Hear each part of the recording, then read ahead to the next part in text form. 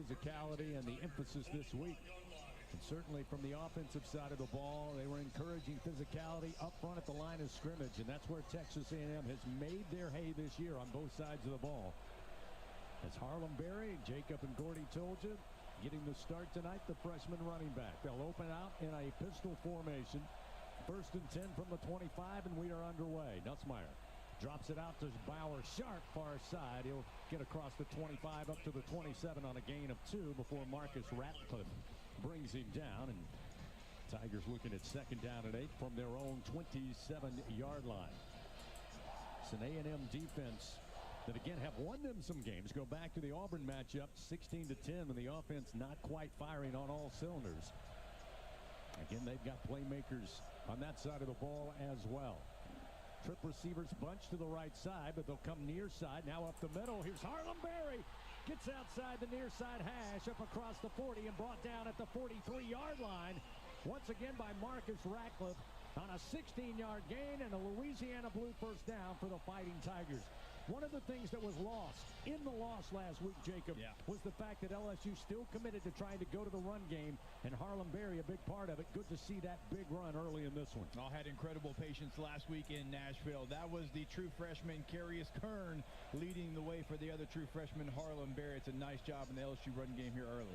3 receivers to the right. Now they'll motion Hilton to the near side. Out of a shotgun, Nussmeier on 1st and 10. Drops it off, and dangerous pass, batted down. Not quite a shovel pass. It was a full pass. He was looking for Juwan Johnson, I believe. Or it might have been actually. It looked like it was Juwan Johnson, Chris. It looked like they were trying to set up a middle screen there. Johnson's got to try to find a window for his quarterback. Didn't really have anywhere for Nussmeier to throw that ball. Very dangerous pass, like you said. Yeah, Damian Sanford knocked it down. The linebacker for Texas A&M luckily didn't get his hands on it. 2nd down and 10 now from the LSU 43. Opening drive of the game. Backside pressure.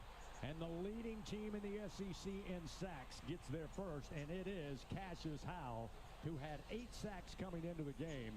Now give him his 9th, and a loss on the play of about 9 yards. Yeah, look, they are going to test Karius Kern. They're just going to, right? It's smart football. You've got a true freshman in there. In the run game, he's going to feel more comfortable. He can be more aggressive there. So far in this battle in the passing game, you got a veteran player, Howell, 1-0 up on Karius Kern there in individual battles. An SEC play, as Garrett Nussmeier going to have to call for time, and that's not going to make Tiger fans happy here with 13:06 to go in the opening drive of the first quarter. I don't have to tell you that. You can hear it. But Texas A&M, talk about their defense on the season, giving up 3rd down efficiency at just 23%. In SEC games, just a little over 13%. And the reason is they get you in 3rd and 19. So the Tigers want to talk about it here. We got a timeout on the field with 13:06 remaining. No score. Opening drive. Back after this on the LSU Sports Radio Network. Everything tastes better after an LSU Tiger victory. Similarly, everything also tastes better once you've baptized it with the handcrafted flavor of the original Louisiana hot sauce. So just imagine how truly tasty something would taste if it was doused in the original Louisiana hot sauce after an LSU Tiger victory. That's Louisiana hot. Buy you some. LSU Tiger fans are gearing up with real Tigers apparel and merchandise from the official online store at lsushop.net. Get jerseys, sideline gear, polos, t-shirts, hats, official team merchandise from Nike, accessories, and much more. Over 3,600 products, all shipped right to your door. Head to the place real Tiger fans go for the selection only real Tiger fans get at lsushop.net. Mom's early Alzheimer's diagnosis was hard to take. And when I left the oven on, we decided together that it was time to see a doctor and make a plan. Early detection gave us more time to seek out information and support as a family. If you or your family are noticing changes, it could be Alzheimer's. Talk about seeing a doctor together. For more information, visit alz.org/time to talk. A message from the Alzheimer's Association and the Ad Council. Hey Tiger fans 12 and younger, don't miss your chance to be a part of Mike's Kids Club, presented by Shell. the exclusive kids club of LSU Athletics. Join Mike's Kids Club for only $25. Get the official Mike's Kids Club t-shirt, free admission to select LSU athletic events, and much, much more. To learn about upcoming events and to join, please visit LSUMKC.com. The Mike's Kids Club, presented by Shell.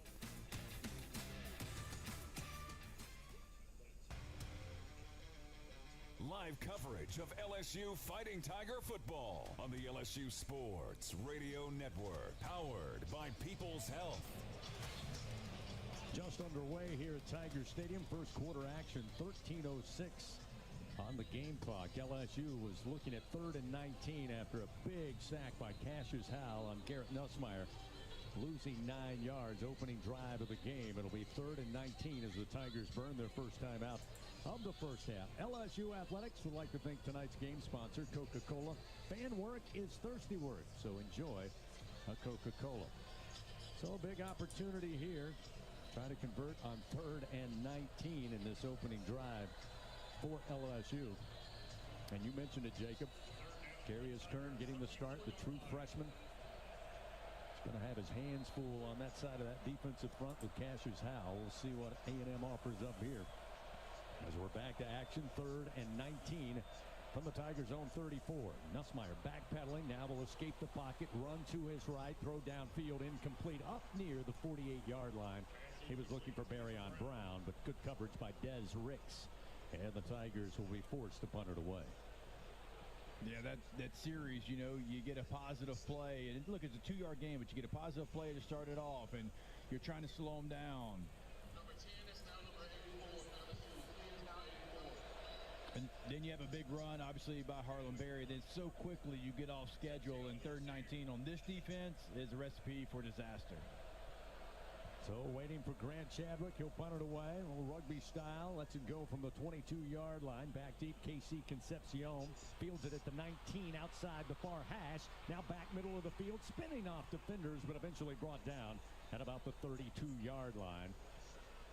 47-yard punt and a 13-yard return, and Texas A&M's offense will be on the field for the first time in tonight's game with 12:47 to go here in the first quarter. We mentioned Marcel Reed, the quarterback for the Aggies, got a pass efficiency rating above 140 in 6 of 7 games, including a career-high 176 last week in that 45-42 win over Arkansas. And Jacob told you, Blake Baker, this defensive staff, they want to force him into a passer. They do not want to have him get success on the ground tonight as he did a year ago. First down and 10 at the Aggie 32. Single back to the right. Reed, shotgun snap. Delay handoff up the middle with it as Reuben Owens. And after reaching 2 yards up to the 34, he'll be stopped there. It'll be 2nd down and 8 for the Aggie offense. Something to point out here, you've got DJ Pickett actually playing the star position. Harold Perkins right now is next to Wes Weeks. He's playing linebacker as a stacked linebacker, so something different than we saw there on the first play at least. 2nd down and 8. Ball at the 34-yard line. Reed drops back, throws, crossing route, far side catch made up across the 40, the 45. KC Concepcion with a 13-yard gain and a first down for Texas A&M. DJ Pickett eventually forces him into the A&M sideline. So it'll be first down and 10, now up near midfield. Opening drive for Texas A&M after the Tigers were forced to punt. Under 12 minutes to go here in the first quarter, no score. Reuben Owens will stay in as the running back. A&M will send one receiver to the wide side to right. 2 receivers short side of the formation. Tigers with 4 at the line of scrimmage.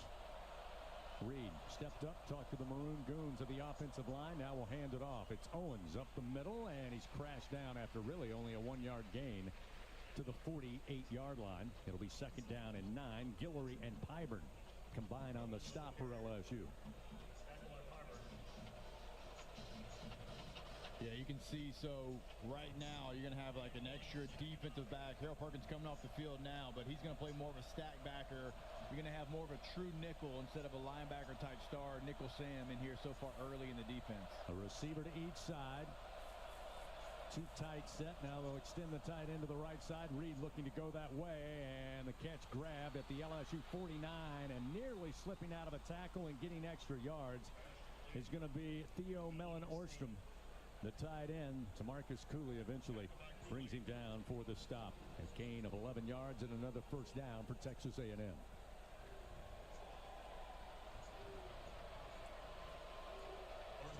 Strom, one of the talented tight ends, and they go to him quite a bit. A lot of options here for Marcel Reed offensively. 1st and 10 from the LSU 41. Reed again, plenty of time in the pocket.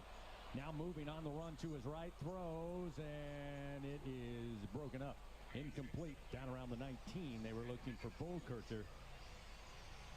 He's another tight end, and A.J. Halsey with great coverage, able to make sure he could not hold on. That's a great job staying with your coverage. When you have a dual-threat quarterback, sometimes you forget your responsibility in coverage because you've seen him make those runs so many times. Nice job allowing the guys that was their job to go chase the quarterback, and you stay in your coverage. 2nd down and 10 at the LSU 41.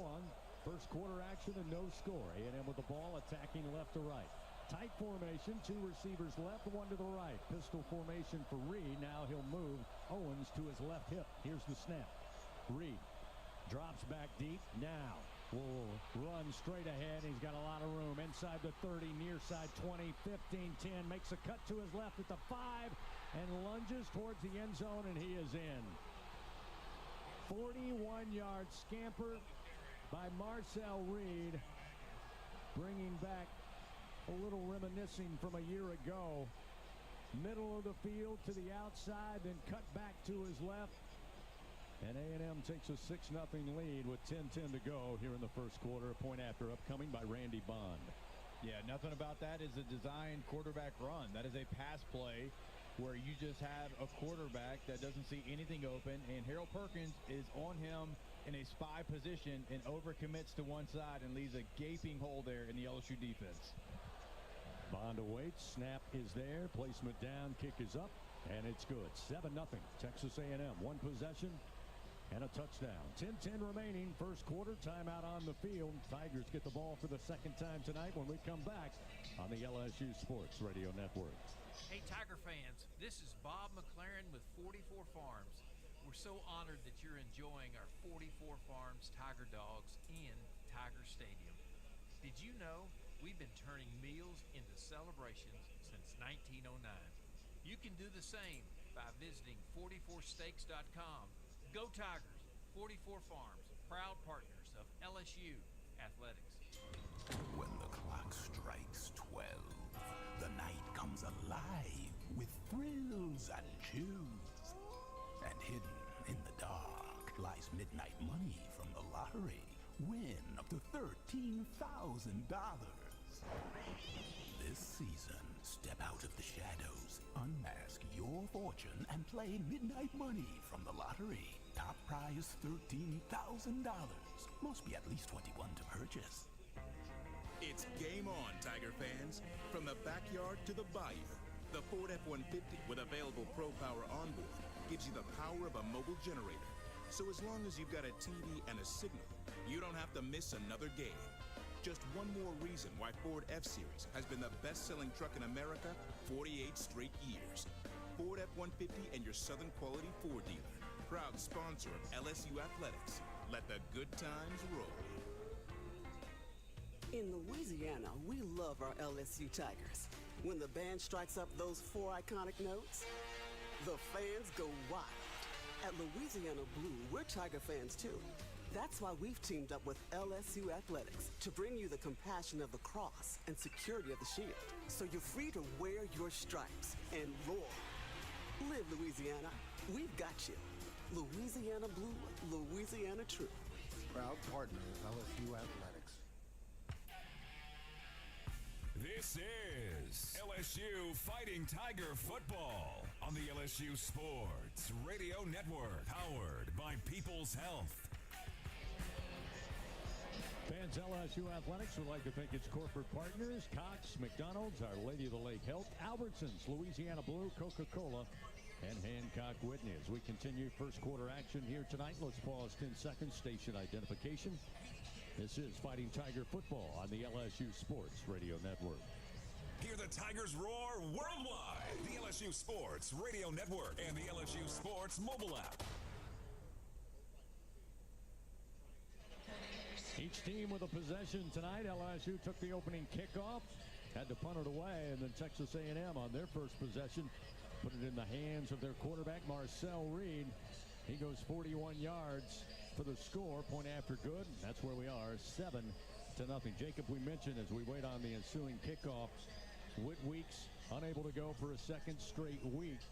And we talk about what you miss just in his talent, his ability to cover sideline to sideline, make good tackles, make good reads. But we mentioned a little bit last week in the second half, how much has he missed just from a leader and getting everybody lined up pre-snap? Yeah, no question about it. You miss him in all phases there. And right, you got Harold Perkins in a spy position, overcommits there. He's trying to play that role that, Whit Weeks normally would play, so certainly miss him in all phases. Marion Brown will take the kickoff at the 6, come up the far side, now get to the sideline, and eventually runs out of real estate up across the 25 to the 26-yard line after about a 20-yard return. And with 10:04 remaining first quarter, the Tigers will have the football for a second time in tonight's game. Once again, playing catch-up, down 7-0. First and 10 Tigers, 26-yard line. So first and 10 at the 26. The offensive line now breaks from the huddle. Braylon Moore lines up over the pigskin. Garrett Nussmeier stands in the shotgun. They'll scrimmage from the far side hash as they attack towards the north end zone here at Tiger Stadium. Handoff to Berry, going far side, slipped through a couple of arm tackles, makes his way to the 31-yard line on another nice run for the freshman Harlem Berry. Will Lee there to make the tackle.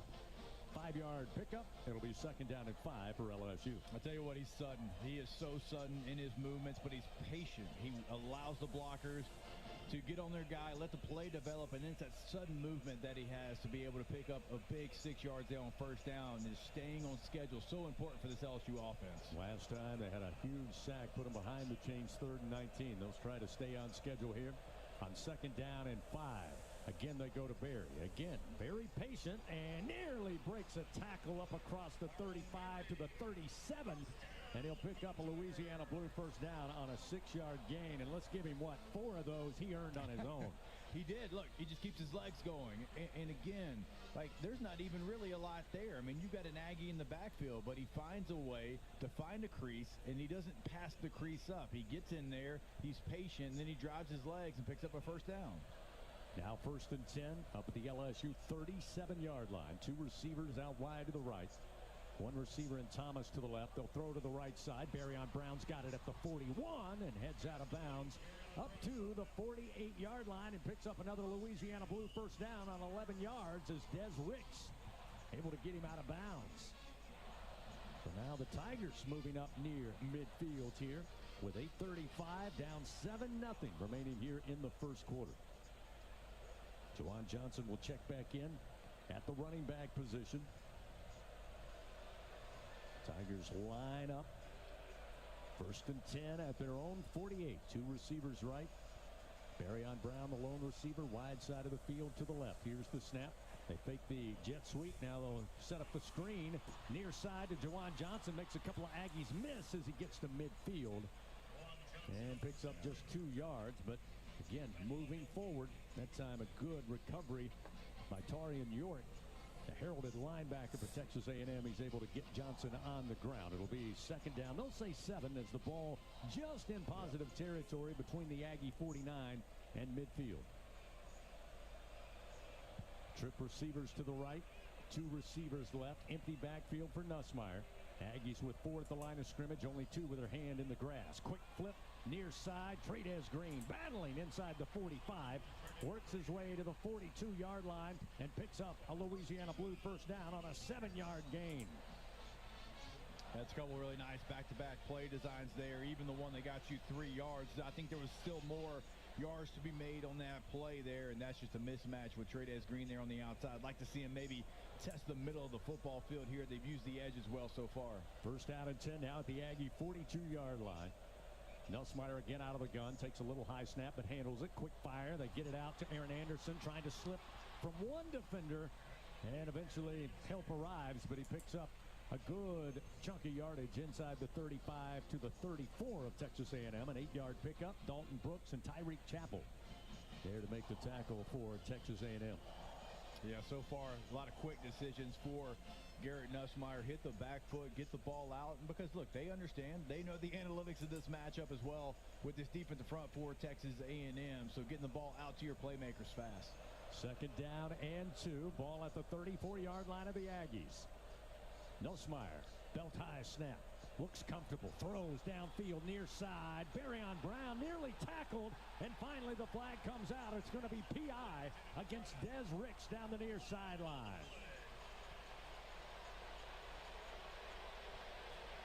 Barryon showing his strength, Jacob. Yeah. Again, there was some hand fighting down inside the 20, but he was near tackled just because defense. Number 2. 15-yard penalty.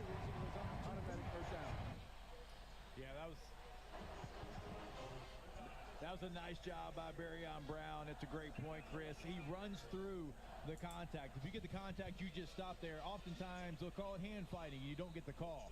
But because he ran through the contact and he showed the referee that he was going for it and he had some momentum and he had an angle on the pass there, that's how you get the call.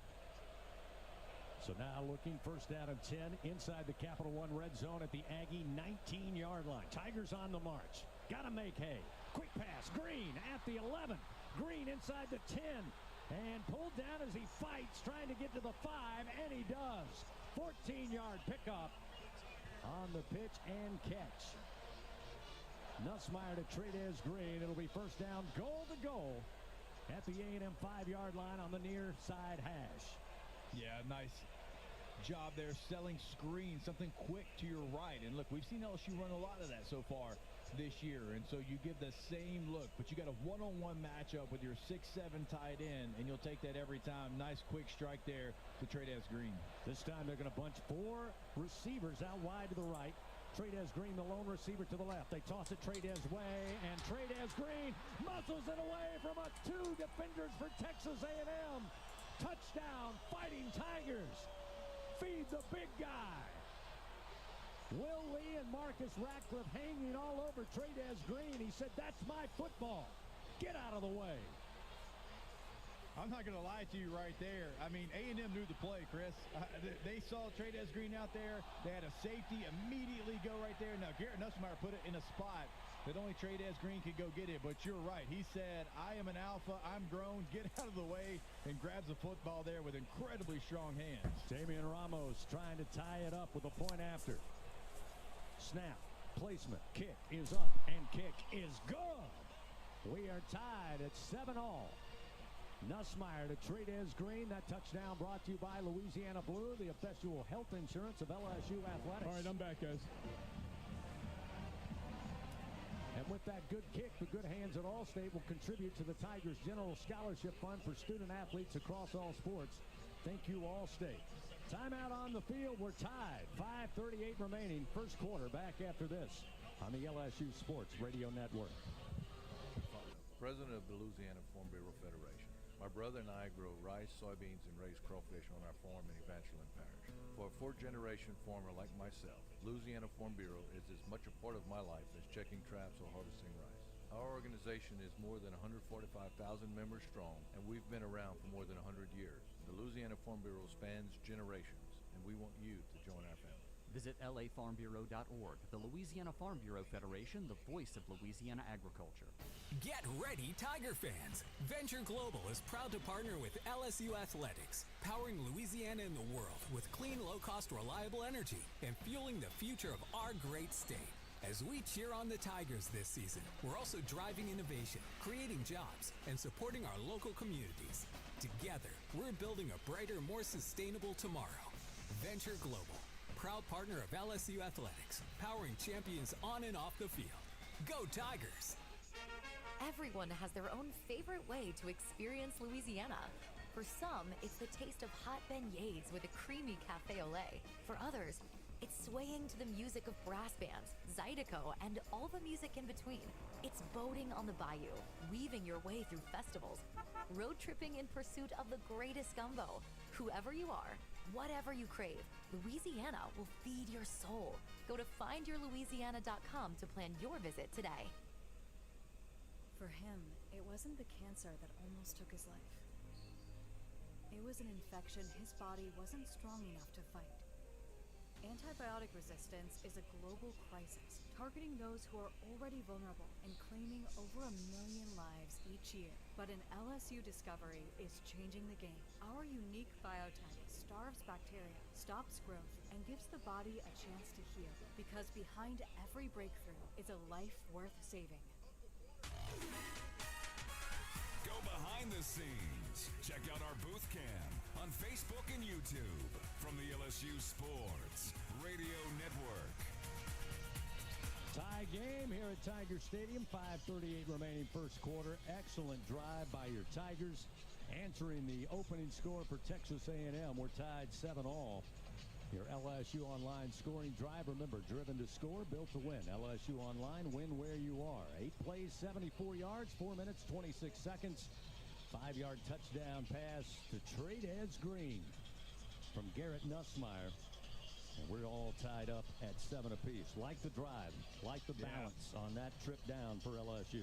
Chris, that might be the best drive of the year so far for LSU. It's a little bit of everything, a lot of window dressing, ran the football at times, had your individual matchup saying, you're right, hey, 14 is different than most people walking this earth, and we're going to use them. Again, A&M probably had the right defense there, but it didn't matter because of the throw and the strong hands. And then now you're able to come back to that, and there's something off of that, right? You can run maybe a two-step slant off that same look, and then A&M overcorrects. And so you even set up maybe drives in the future because you called that drive so well.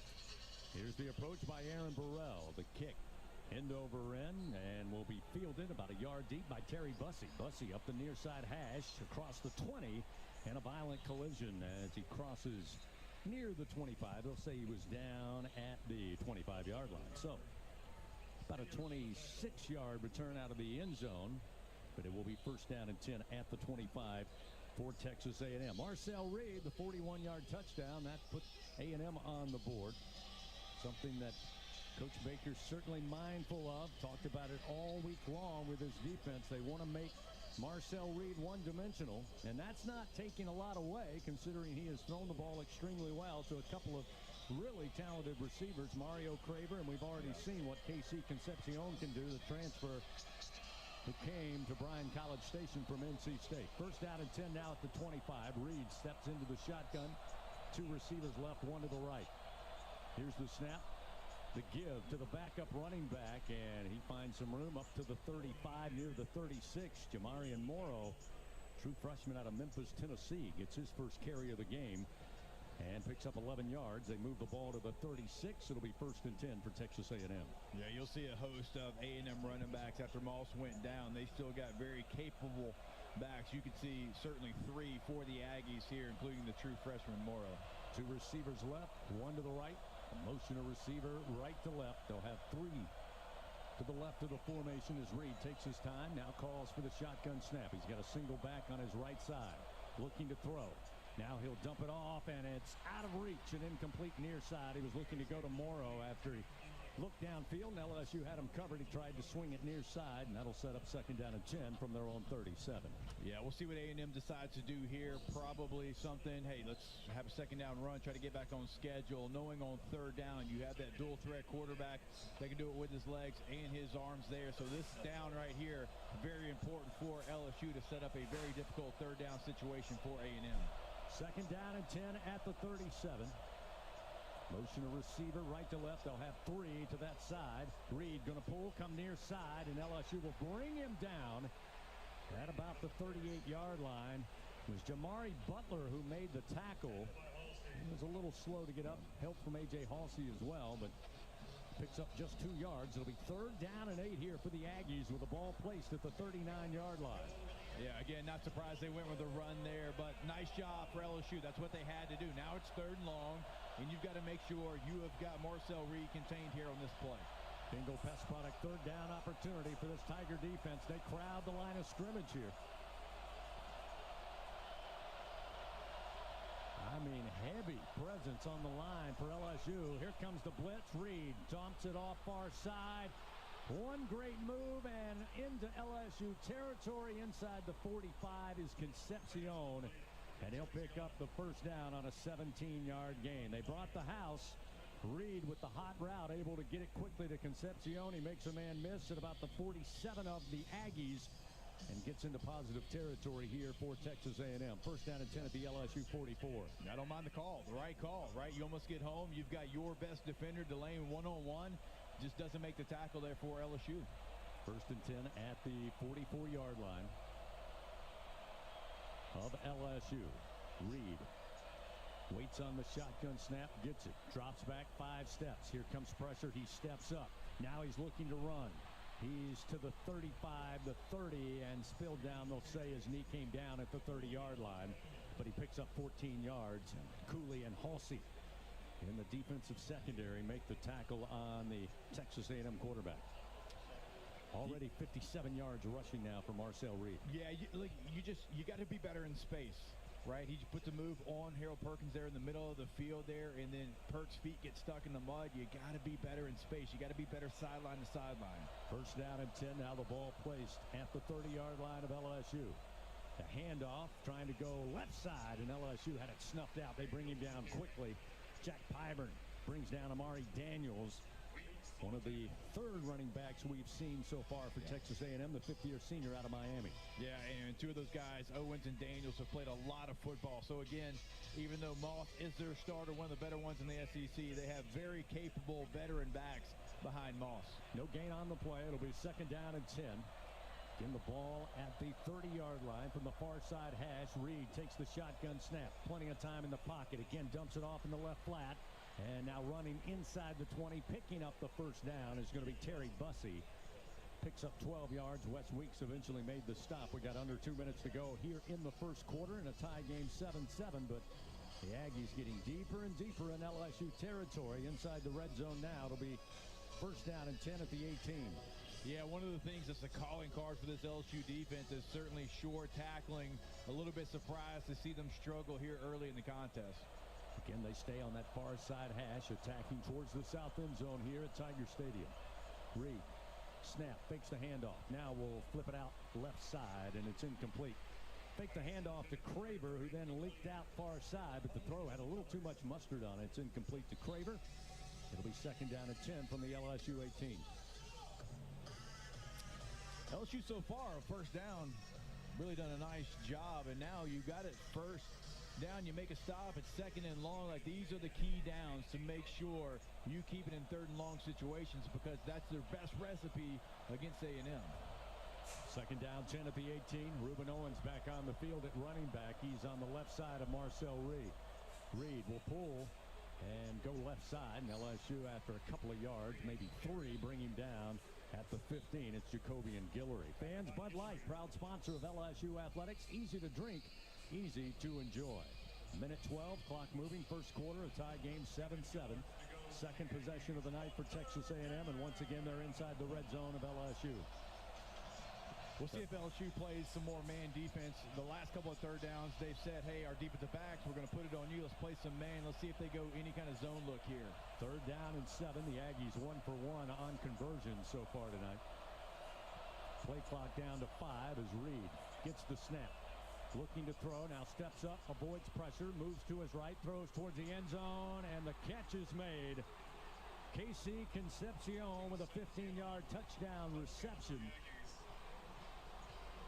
His 7th receiving touchdown of the year, and with 40 seconds remaining, A&M back on top 13-7.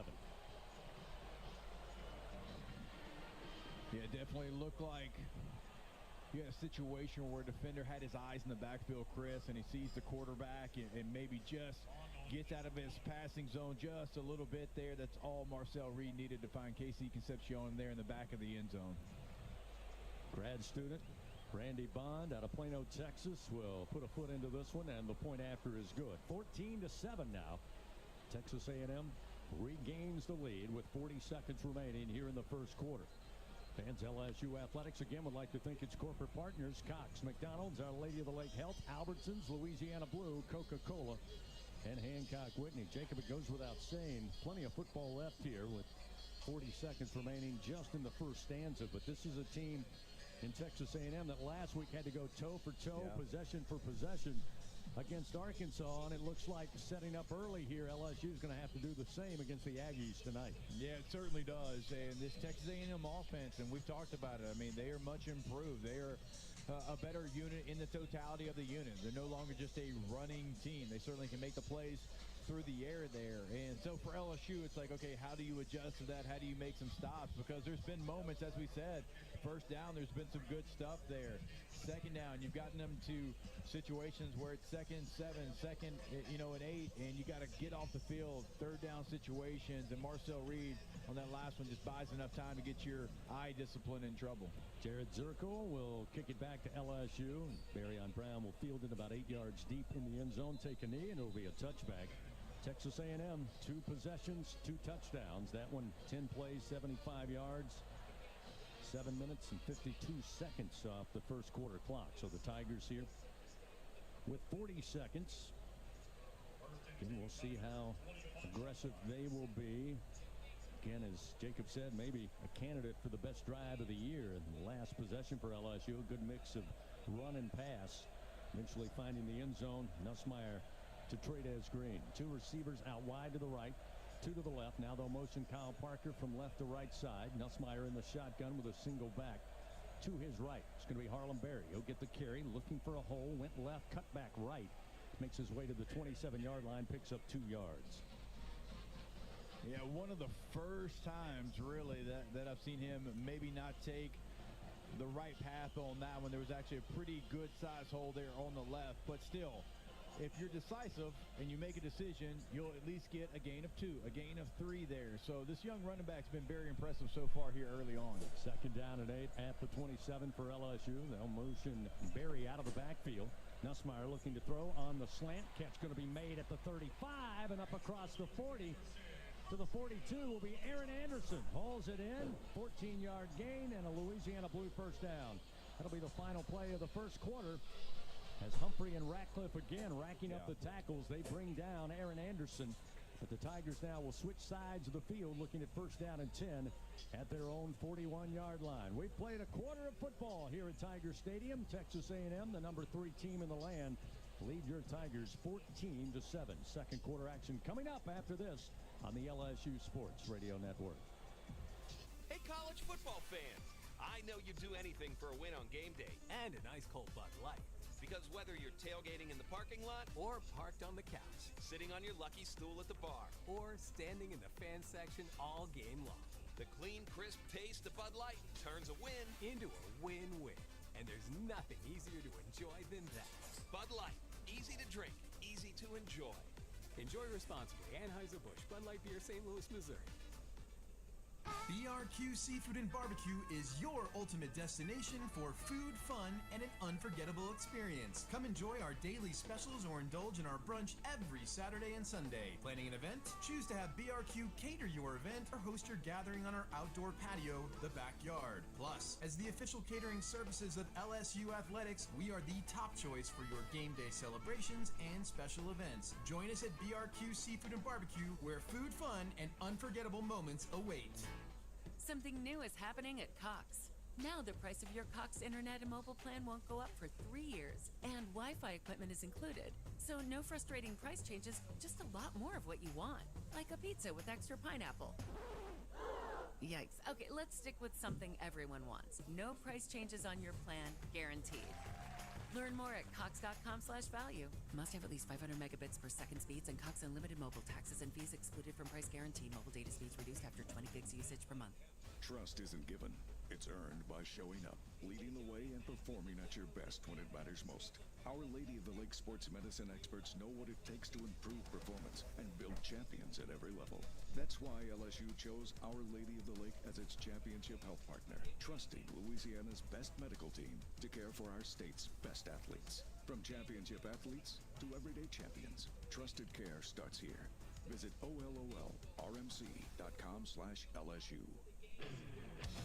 We return to second quarter action of LSU Fighting Tiger football, presented by Dudley DeBosier on the LSU Sports Radio Network, powered by People's Health. Fans, Blue Cross and Blue Shield of Louisiana, proud to be the official health insurance of LSU Athletics. Live Louisiana. We've got you. We start second quarter action here from Tiger Stadium. 14-7, Texas A&M with the lead. First quarter, LSU took the opening kickoff, forced a punt after reaching just beyond their own 30-yard line. Texas A&M would take over. Eventually, Marcel Reed from 41 yards out runs in to make it a 7-0 Aggie lead. LSU would answer on an impressive drive down the field, spanning 75 yards, finding Trey'Dez Green in the left corner of the end zone to tie the game up. And Texas A&M on their second possession, right back down the field they go. And eventually Concepcion hauls in the catch, and it's a 14-7 ball game. LSU looking at 1st and 10 at their own 41 as we start second quarter play. Let's go back to that last play of the first quarter. That's a play we haven't seen in a really long time, right? Taking advantage of the middle of the football field there with Aaron Anderson, one of the better receivers in the SEC. Let's see if they can continue attacking that area. So now LSU switch sides of the field. They'll attack towards the south end zone. They'll give it off to Harlem Berry. Berry went left, cut back right, makes his way to the 45. Again, positive yardage from the freshman running back against a very stingy Texas A&M defense. York and Onyedium on the stop after a gain of 4 for Harlem Berry. It'll be 2nd down and 6 up at the LSU 45-yard line. Empty backfield here. 3 receivers left, 2 to the right. Nutzmeyer calls for the shotgun snap, has it a little low, but handled. Here comes pressure, and he's going to go down. That time again, it appears Cassius Howell got home for his 2nd sack of the game. 2nd sack here in the first half. That time a loss of 6 yards, and they got to Garrett Nutzmeyer quickly that time, Jacob. Yeah, you don't even get a hand on him there. And look, Cassius Howell, one of the better rushers in the country, not just the SEC. It's a tough assignment for a redshirt freshman and a true freshman there.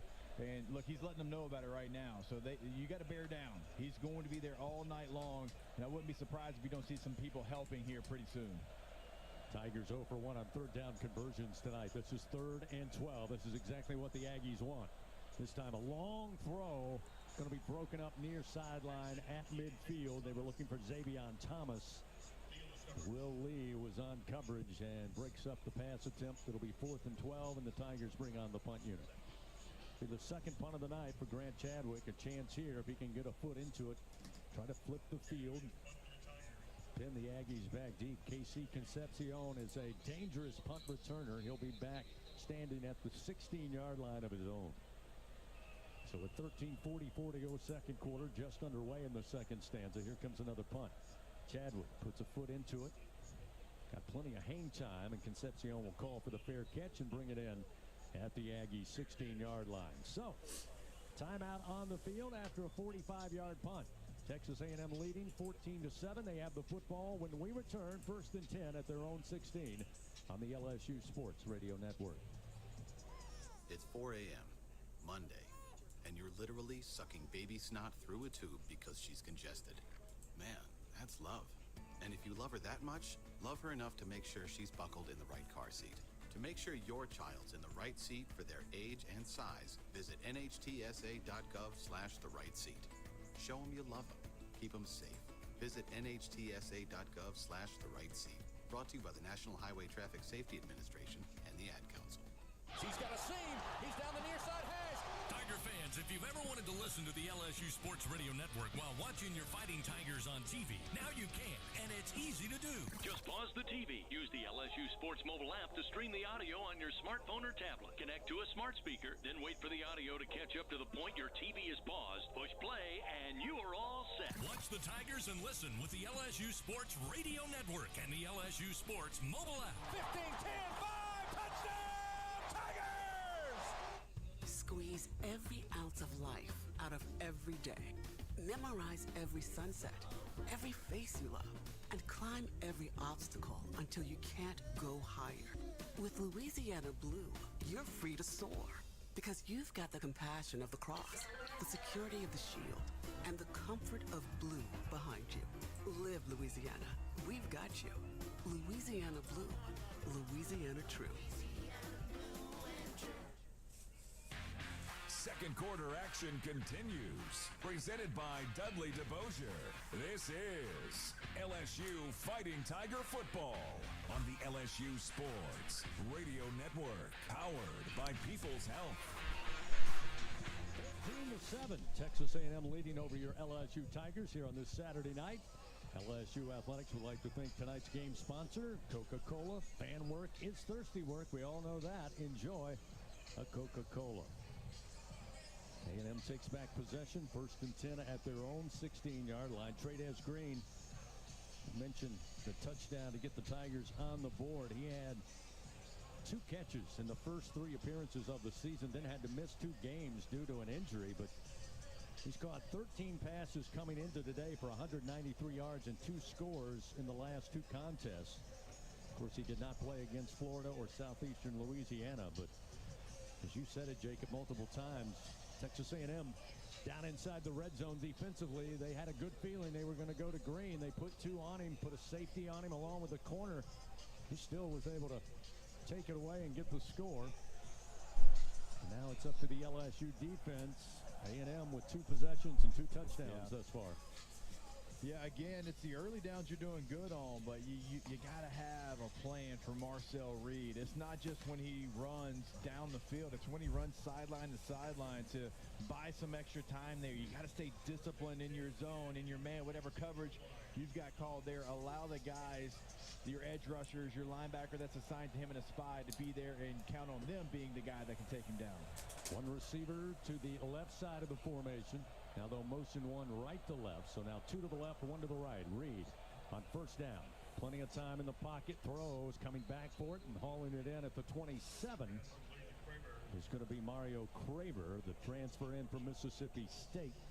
He's been a great addition. He's kind of bloomed. He along with Concepcion, the 2 big transfers at the receiver position, and they have paid dividends early.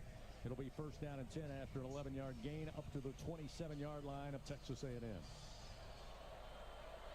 Motion of receivers slowly out of the right side of the formation. That's going to be Reuben Owens. He'll now be on a sidecar to Reed, and the snap gets away from Reed. Luckily, Owens did motion back because he falls on it back at the 16-yard line.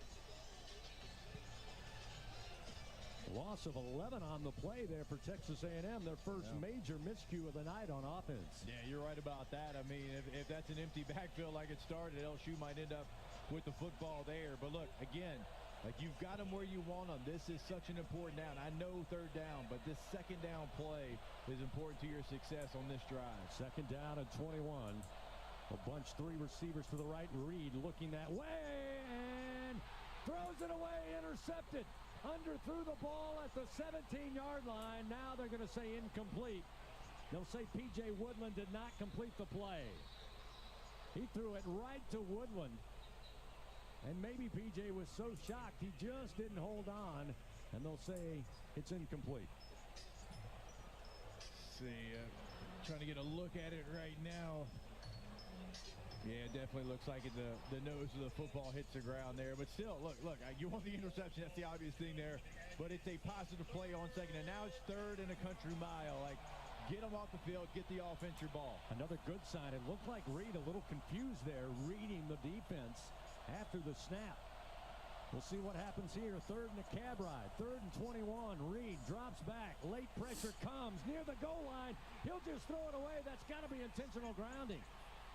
Was there anybody in the vicinity? I know that Mellon Orstrom was close, but I'm not even sure Reed was looking. They'll say it was not intentional grounding, but a great 3rd down by LSU's defense will force the punt unit on for the first time tonight. So James Carter, our crew chief and referee, did correct me, said Theo Mellon Orstrom was in the vicinity, so not intentional grounding, but boy, oh boy, did the Tigers pin their ears back and come after Reed. Xavion Thomas setting up back deep for LSU at his own 41-yard line. It will be Tyler White punting it with his heels on the 1-yard line of his very own. I'm with you in the area, but that ball was about 7 or 8 yards in front of the tight end. That's what Brian Kelly is letting the side judge know about right now. Lets it go, and it's going to be blocked. It's into the end zone and bounces its way out. A safety for LSU. Wow. Tyler White looked up as he started to drop the football and try to punt it. And it looks like Chase Thomas got the block for LSU. The safety as it bounces out of the back of the end zone. That'll make it 14-9 and a free kick coming up. LSU going to get the ball back. Special teams coming up big. Hey, we don't get to say this very often in football, but maybe the ball doesn't lie. Just like in basketball, right? We thought maybe there in the end zone, Marcel Reed just kind of throws it in front of the tight end. Could have been a safety. You come back, you get the 2 points, and now you get the ball there. Chase Thomas, we believe, out of Destrehan, got the block on special teams. And now LSU setting up to get the ball back as A&M will give them a free kick here. It's a 14-9 A&M lead. But boy, it really feels like inside Tiger Stadium, Jacob, Omo is headed to the Tiger sideline. Yeah, no question about it. Look, for Texas A&M, I mean, they're lucky that that ball wasn't recovered for a touchdown. Let's see what LSU's offense can do, right? You wanted 7 there. I mean, you fall on it, it's a touchdown, but you got 2 points. Now you got the ball. Go get some momentum. You're exactly right. This stadium right now is ready to explode. Go give them a reason to cheer. Jared Zirkle will handle the free kick. Going to kick it off a tee from the 20-yard line. Tigers again will have Barryon Brown and Kyle Parker back deep. They set up shop around the 16-yard line. They stand side by side as they wait to see where Zirkle angles this one. Gets a good foot into it, end over end, coming near side. Going to be handled at about the 14-yard line by Barryon Brown. Brown met at the 31, and it'll be stopped there. So LSU gets a big stop defensively, forces a punt, blocks the punt out of the back of the end zone, gets the safety. Now they have the football down 14-9 to Texas A&M. And this is the moment, Jacob. Again, with a ton of football left to be played, but the door has opened. LSU has got to walk through it.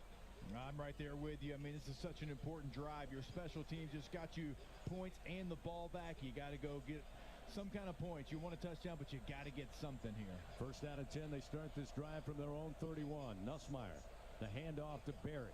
Berry met, but then falls forward. An excellent job by the freshman to get positive yards. In fact, maybe picked up 3 on the carry. It'll be 2nd down and 7. Dalton Brooks, the safety for Texas A&M. They're on the stop. 2nd and 7 now from the 34. Plenty of time left here in the second quarter. Clock moving, 11:45 and counting. Fans, it's hard to stop a train, but it's easy to afford one at trainsouth.com.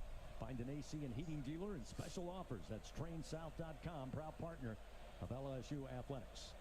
Tigers line up 2 receivers left. Trey'Dez Green on the right side of the formation at tight end. Nussmeier looking for him, but football didn't get there. And he was wide open on that far side at the 34. He catches that. Who knows when he stops? Couldn't tell if it was tipped at all or just kind of came out of the hand of Nussmeier with not a lot of zip on it. Nussmeier just did the pat in his chest there, so I think Nussmeier just did not get the ball to him, and you're right. If he catches that, it might be 30 easy yards, and who knows after that. That's a big, big moment in this game early. And it sets up 3rd and 7 now at the 34. Green will stay in the slot to the left side. Nussmeier sidearm throw, got it to Parker, but he's dropped immediately after making the catch at the 37. Tyreek Chappelle with a big hit, and Nussmeier also took a big hit after delivering that sidearm throw. He's helped up, and now will kind of slowly jog his way with a noticeable limp to the near sideline. Let's go down on the field for a Sunshine Sideline report with Gordy Rush. Gordy, we were watching the football and the catch by Parker. You probably caught what Nussmeier took in the backfield. Yeah, they brought the safety blitz. They brought 7 on that play. Had man behind. Nussmeier saw it, but Parker wasn't able to get separation. Texas A&M taking a little part of the Vanderbilt playbook. They brought some pressure on some passing downs to go after Nussmeier. Chadwick with the punt on 4th down. Took really a A&M bounce at the 25 and checked up. LSU will down it at the 25-yard line after a 38-yard punt. And we got a timeout on the field. 10:34 remaining first half. 14-9 Texas A&M with the 5-point lead. Tigers missed on an opportunity But now the defense back out there looking to get another stop. We'll return in a moment. 14-9. Texas A&M leads. They have the football on the LSU Sports Radio Network. All right. It's a beautiful day for football here at the stadium, and we're just about ready for kickoff. Score 0-0. And suddenly, I'm in the mood for a Coke Zero Sugar. Real Coke taste, zero sugar. Now that's a winning combo. Yeah, crisp, refreshing. That hits the spot. When it comes to great taste, Coke Zero Sugar's always on the scoreboard. Coke Zero Sugar. Real Coke taste, zero sugar. Southern Air Heating, Cooling, and Plumbing, your trusted experts for all your home service needs. With over 35 years of dedicated service, we prioritize your comfort and satisfaction. As an official partner of LSU Athletics, we bring our expertise to every game, from installations to repairs. Our team delivers honest pricing with no surprises. Call us today at 225-777-8888 and experience the difference with Southern Air Heating, Cooling, and Plumbing. Go Tigers! Trust isn't given. It's earned by showing up, leading the way, and performing at your best when it matters most. Our Lady of the Lake sports medicine experts know what it takes to improve performance and build champions at every level. That's why LSU chose Our Lady of the Lake as its championship health partner, trusting Louisiana's best medical team to care for our state's best athletes. From championship athletes to everyday champions, trusted care starts here. Visit OLOLRMC.com/LSU. We return to second quarter action of LSU Fighting Tiger football, presented by Dudley DeBosier on the LSU Sports Radio Network, powered by People's Health. 10:34 remaining second quarter. Texas A&M leading their Tigers of LSU 14-9 here at Tiger Stadium. Fans were honored to serve 44 Farms Tiger Dogs here at Tiger Stadium, and you can enjoy their premium Angus beef at home. Just go online to 44steaks.com. Go Tigers! 44 Farms, proud partner of LSU Athletics. Let's once again go down on the field for a Sunshine Sideline report.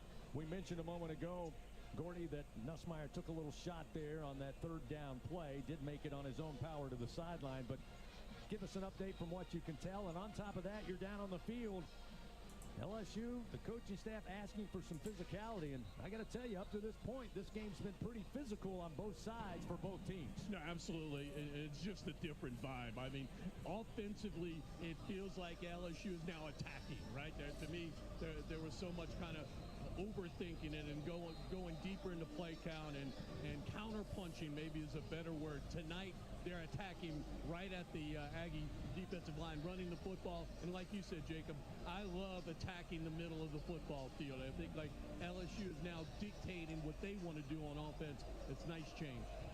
Up to the defense now as A&M takes over after the punt. First down and 10 at their own 25-yard line. By the way, special teams with that block punt for LSU are the first since the 2022 season against Southern here at Tiger Stadium. Reed on first down. Again, dances in the pocket, buys time, drops it off on a crossing route. Coming near side with it again is Mellon Orstrom, the tight end, and he picks up huge yardage before A.J. Halsey brings him down. A pickup of 21 yards, and the Aggies move the chains on first down. First and 10 now. They move the ball up to the Texas A&M 46-yard line. They'll place it down on the near side hash as Reed lines up quickly.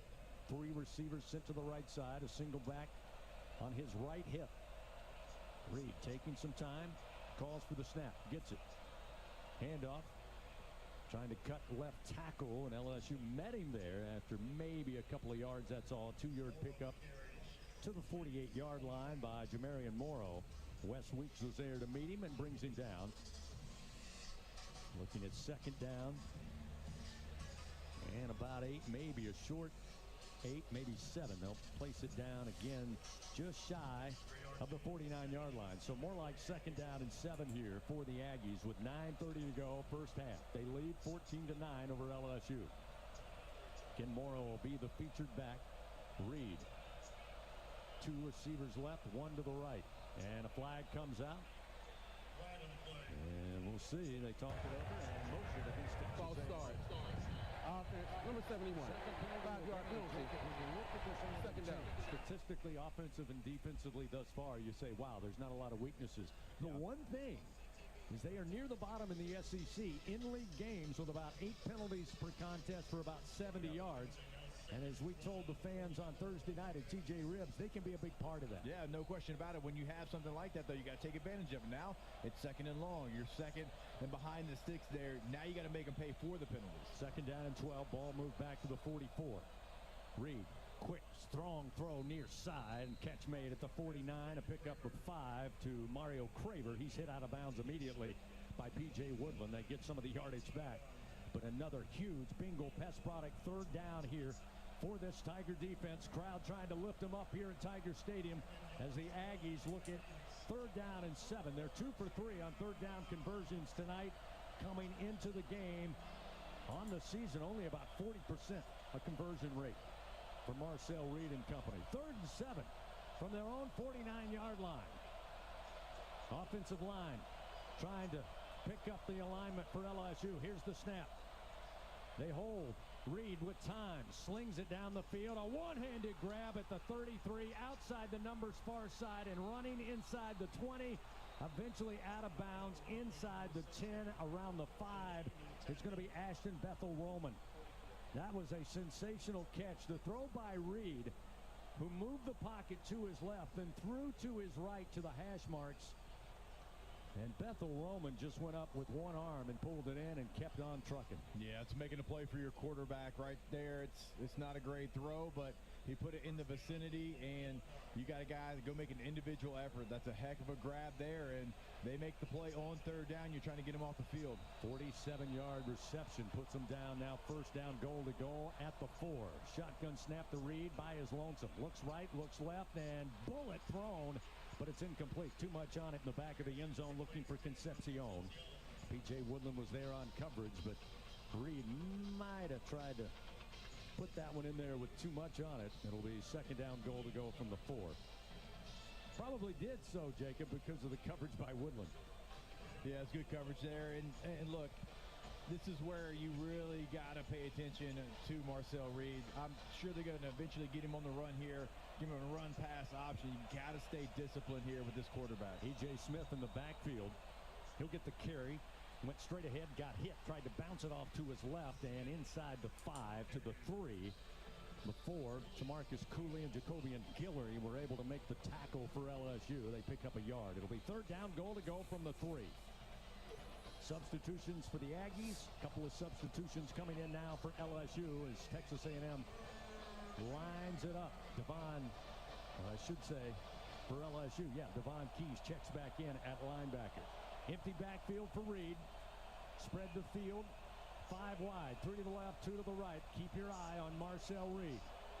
Snap is back. Looks left. Throws. Intercepted. LSU has it. They'll come out of the end zone. A.J. Halsey up the near sideline. Tripped up and brought down at the 26-yard line. Reed throws it right to Halsey, who was sitting on the S in LSU. Takes it away, comes near side, and the defense turns the Aggies around with the INT. Reed on the year, just his 4th interception thrown. Timeout on the field. LSU with the football, 6:56 remaining here in the 2nd quarter. We'll take a timeout. We'll be back. LSU trailing 14-9 to Texas A&M, but the Tiger defense comes away with a takeaway. Tigers looking at 1st and 10 at their own 25 when we come back on the LSU Sports Radio Network. Trust isn't given. It's earned by showing up, leading the way, and performing at your best when it matters most. Our Lady of the Lake sports medicine experts know what it takes to improve performance and build champions at every level. That's why LSU chose Our Lady of the Lake as its championship health partner, trusting Louisiana's best medical team to care for our state's best athletes. From championship athletes to everyday champions, trusted care starts here. Visit OLOLRMC.com/LSU. In Baton Rouge, locals don't just love their home, they love sharing it. Discover a city where culture is abundant, hospitality comes naturally, and the best spots are never kept secret. With the vibrancy of a big city and the ease of a weekend getaway, Baton Rouge invites you to slow down, savor, or soak it all in. Find your pace at visitbatonrouge.com. In the SEC, it just means more. But what is it exactly? It's the fans, the students, the traditions, the legends. It's passion to celebrate deeper, reach farther, think smarter, make an impact off the field. It's that intangible thing that happens when 16 schools raise the bar as one. Because in the SEC, it just means more. Second quarter action continues. Presented by Dudley DeBosier. This is LSU Fighting Tiger Football on the LSU Sports Radio Network. Powered by People's Health. Fans, Our Lady of the Lake Health, proud to be LSU's championship health partner. Together, LSU and Our Lady of the Lake Health, champions for Louisiana. Together we roar. Learn more at OLOLRMC.com/LSU. Well, the Tigers defense and special teams. Already a block punt and a safety, but LSU's offense unable to move, had to punt it away. The LSU defense comes away on a third down goal to go from the 3 on an interception in the back of the end zone. Halsey brings it out to the 25. And again, football will be in the hands of this LSU offense, down 14-9 with 6:56 remaining here in the second quarter. They got to answer. No question about it, right? I mean, momentum for special teams, momentum for defense, offense. Go pick them up, right? Show that momentum means something here. You got to go get some points. First down and 10 at the 25. Nussmeier at the snap, looking to throw. Gets it off. Bauer sharp in the backfield. Now just got to run to make something out of it, and he won't get back to the line of scrimmage. He's dropped at the 23 and a loss of 2. Scooby Williams for Texas A&M stayed at home, able to get Sharp down quickly. It'll be second down and 12 here for the LSU offense. Yeah, it was a screen pass there, and you had what you wanted. You had Thompson, your guard there, with a linebacker. The linebacker, though, as you mentioned, puts a move on the guard, and now you're looking at second and long. After a play design had an opportunity, you had a one-on-one matchup. Second down and 12. This time they'll go on the ground trying to run downhill to the right. Not much doing. May have lost another yard. That time was Caden Durham and stopped by DJ Hicks. That'll be third down and looks like 13 upcoming. Right now, even though it's a 14-9, 5-point Texas A&M lead, Jacob, when you look at total yards of offense, A&M 222, LSU now with 85. Yeah, that first really series that they had where they went and scored a touchdown, I believe it's their second series. That was where you had success. Outside of that, certainly been stalled here offensively. Looking at third down and 12 from their own 23-yard line. And looks like we had movement. LSU going to pick up their first penalty, and it will be a bad, costly one here. Number 0, 5-yard penalty. They were motioning Xavion Thomas, who went out to the left and tried to come back to the right, and again was never set. So what was third and 12 will now be third and 17. The Tiger offense going completely the wrong direction. Multiple third and 15 pluses so far here in this game, and this is an elite defense on third down already. You certainly don't have many plays that are going to be successful third and 15 plus against this squad. So now third and 17 back at the LSU 18-yard line. 2 receivers right, 1 to the left. Quick fire. They get it to Anderson near side. Outside the numbers at the 20. Trucks an A&M Aggie across the 25, but eventually spilled out of bounds near the 27-yard line. A pickup of 9. Well shy of the first down sticks, and you can hear the Tigers aren't happy about it. Now we got a flag way after the play back at the 38-yard line. You had Ricks and you had Barryon Brown kind of jawing with each other right there. So again, unable to pick up the first down on third and 17, and now we'll see what the infraction's all about. A&M does not look happy initially, but let's see if this is offsetting or will go against one team or the other with 5:07 remaining here in the first half and a 14-9 Texas A&M lead. Again, James Carter, a crew chief, about to let us know. After the play, personal foul, unnecessary roughness against the defense. 15-yard penalty added to the end of the run. First down. Help out the Tigers. It'll be a first down for LSU, and they'll move the football up to the 42-yard line. So from what I saw, you had players jawing, and then it kind of got broken up a little bit, and Ricks kind of hit Barryon Brown on the side of his helmet. I don't know, what he said or what he did there, but I did see him hit him upside the helmet. I don't know if it was a friendly hit or what it was, but that's what the referee saw. He's going to call that after you're jawing. First down and 10. Tigers back in business at their own 42-yard line. Nussmeier with the snap. Airs it out. Far side looking for Barryon Brown. And Barryon Brown has it inside the 20. Down near the 15. No, they'll say he came down at the 17-yard line. Des Ricks almost step for step and an incredible grab by Barryon Brown for 41 yards and a Louisiana Blue first down. That's without question the best pass that we've seen from Garrett Nussmeier this year. That's a pass that we knew he had in his repertoire. It's a pass that we've seen so many times. That was the only place that football could go, and it went exactly there. Huge play by Garrett Nussmeier and Barryon Brown. Texas A&M going to burn a timeout here with 4:26 to go in the second quarter. And the Tiger offense coming to the near side. They're fired up. They're inside the Capital One red zone here. First and 10 at the A&M 17-yard line after an incredible pass play from Garrett Nussmeier to Barryon Brown for 41 yards. Fans LSU Athletics again would like to thank its corporate partners, Cox, McDonald's, Our Lady of the Lake Health, Albertsons, Louisiana Blue, Coca-Cola, and Hancock Whitney. Let's go down on the field. Gordy Rush, we saw the medical tent pop up for a moment. Looked like P.J. Woodland a little slow on that last defensive effort for LSU. What can you tell us? So actually, it was both Woodland and Halsey. Halsey went into the tent. A little bit of a stinger on the return.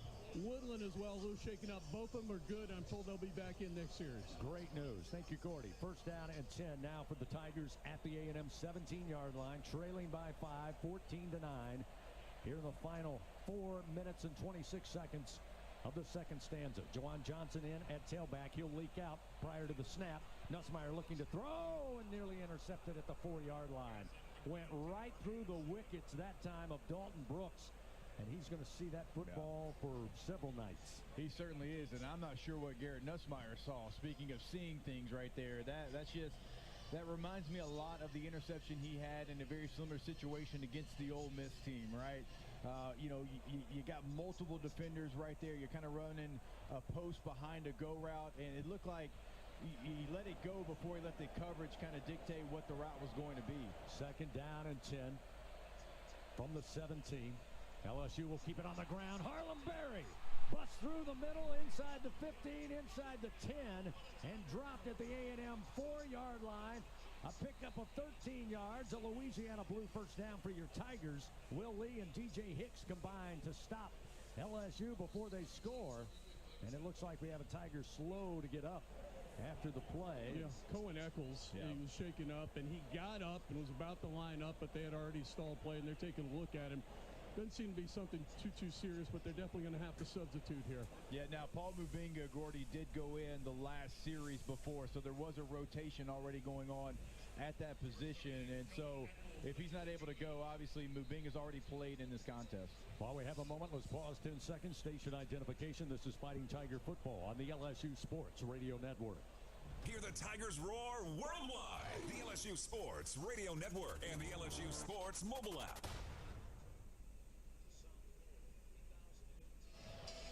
14-9, Texas A&M leading LSU. The Tigers knocking on the door. First down, goal to goal at the A&M 4-yard line. And this has been an Achilles heel for LSU all season long. Nussmeier lined up under center, now backs up into the shotgun. They bunch 4 receivers right of the formation. Trey'Dez Green, lone receiver to his left. Nussmeier looks like he wants to run, trying to stretch it and come near side, and Texas A&M brings him down back around the 7-yard line. It was Noah McHale who made the tackle for Texas A&M. They'll lose 3 yards on the play. So when you get down there, and we talked about it last week, you were on, I believe, the 6-yard line against Vanderbilt, and you tried a wildcat situation with Juwan Johnson, and it was with the quarterback still in there. It's like those plays right there, it's like in those moments, those are difficult because they are feast or famine, and you see LSU lose yards again like they did last week. Second down, goal to goal. The ball placed just inside the A&M 7. Shotgun snap. The give to Berry, trying to go left side. Berry got a seam into the end zone. Touchdown, Fighting Tigers. A 7-yard score for the freshman Harlem Berry. his second touchdown of the year, second touchdown as a Tiger, and LSU takes a 15-14 lead over the Aggies of Texas A&M. I'm telling you, this guy's a little bit different. We talked about it last week. He was so close a week ago to being able to do exactly what he's doing. It was so close. He's patient. He's so sudden. Even when you think you have an angle on him, he is more athletic than you. He runs much tougher than his size. He runs behind his pads. I mean, I am so excited to cover this freshman running back for LSU. So now Damian Ramos looking to add to his career points. Chasing that number one spot in LSU football history. The placement is down, the kick is up, and it actually hit the goalpost. No good on the point after. And Damian Ramos, a rare miss on a point after try. And the score will remain LSU 15, Texas A&M 14. That touchdown from Harlem Berry brought to you by Louisiana Blue, official health insurance of LSU athletics. So the Tigers, after trailing 7-0, tying the game at 7-all, getting down 14-7, getting the safety, cutting the lead 14-9. Now put the ball in the hands of Harlem Berry. He finds the end zone from 7 yards out. And LSU now leads by 1. I'm a little surprised they didn't go for 2 there. And look, I mean, you don't have to chase points necessarily in the second quarter, but try to make it a 3-point game there. And then, obviously you miss the extra point. You don't get anything from it. But a little surprised because the offense a little bit stayed out there almost expecting to go for 2, but you try to go for 1 there, and then you don't get that either. So certainly something to pay attention to as we continue on with this game. Because like you said, Chris, I mean, it's back and forth so far, these offenses. Damian Ramos in his career, 192 of 196 with point after tries. Here's the kick by Aaron Burrell. Terry Bussey back deep, and it's going to be a fair catch called for at about the 6-yard line. So that's where Texas A&M will take over here with 3:09 remaining. Fans, Dudley DeBosier stands up for the purple and gold. They fight for Tiger fans all across Louisiana. Dudley DeBosier, proud to be an official partner of LSU athletics. In this Texas A&M team, they've been able to stay on schedule. Yeah. Not a great third down offense on the year. But LSU's defense has been able at times to get them off schedule just enough after their first 2 possessions here tonight. And again, it helps when you get an interception thrown on 3rd and goal from the 3. And LSU is coming to play tonight. As Gordy told you, it's a physical game down there. And right now, LSU matching Texas A&M. Little delay here as we have an official talking, I believe, with a red hat way down here at the 33-yard line. Maybe they were out of sync for timeouts, but they're going to go ahead and continue to play here. First down and 10 at the 25 as Texas A&M will line it up. Marcel Reed will have a back to each side. That's Morrow and Owens. Out of the shotgun, 2 receivers to his left. Ball placed on the far side hash. Little high snap, but handled. Handoff going to go to Owens, right side, and he'll make his way to the 30-yard line. Pick up a 5. It'll be second down and 5 as we hit an even 3 minutes remaining here in the second quarter. 2-minute timeout will be coming up in about 53 seconds. That's one of the few times that A&M's had really any room in the run game. When you think about it, LSU's done a really nice job, and that's difficult to do when you have a quarterback that we all know can certainly pull the football as well. So really the first successful first down run for Texas A&M. Second down and 5. 2 receivers to the right. Now they'll motion a receiver back to the left side at the snap. Reed hit as he throws. They set up a screen, and now running free. Eventually tripped up at the 45 and falling forward to midfield is going to be Mario Craver on a 20-yard gain. And that time Reed got rid of the football quickly, just about a half second before being waylaid in the backfield. But he got it away, and Craver does the rest. Gives him plenty of breathing room here as we may be headed towards the 2-minute timeout. A&M ready to do so, and indeed we will. A&M looking at first down and 10 at midfield. They trail LSU for the first time tonight, 15-14. They'll look at first down and 10 when we come back to finish out the second quarter. Back to Tiger Stadium after this on the LSU Sports Radio Network. There was a time when a person's word was enough, a time when a handshake meant something, and integrity really mattered. For over 70 years, the values of Farm Bureau Insurance have been rooted in hard work, faith, and family. In that time, we've seen the world change in many ways. What hasn't wavered is Farm Bureau Insurance's commitment to protect our customers' way of life and serve the communities in which they live when they need us most. You deserve more. You deserve a promise. Learn more at lafarmbureau.com. The original Louisiana hot sauce is proud to be the official hot sauce of your LSU Tigers. And our peppery peppers add so much flavor to your food, it'll taste good on anything, even SEC rivals. Gator? Chomp chomp. Beef? Hook 'em. Pork? Woo. Pig suey. So next time you're enjoying an LSU game, grab the original Louisiana hot sauce. Handcrafted so you can enjoy our rivals too. That's Louisiana Hot. Buy you some. Hi, this is Chef Kevin Belton for People's Health. If you have diabetes, heart failure, or cardiovascular disorder, and you have Medicare, ask about a People's Health Chronic Condition Special Needs Plan. It's a Medicare plan designed to help with the unique needs that go along with these chronic conditions. Call People's Health today. Your benefits could start as early as next month. Plans are insured through United Healthcare Insurance Company or one of its affiliated companies, a Medicare Advantage organization with a Medicare contract. Enrollment in the plan depends on the plan's contract renewal with Medicare. We return to second quarter action of LSU Fighting Tiger football, presented by Dudley DeBosier on the LSU Sports Radio Network, powered by People's Health.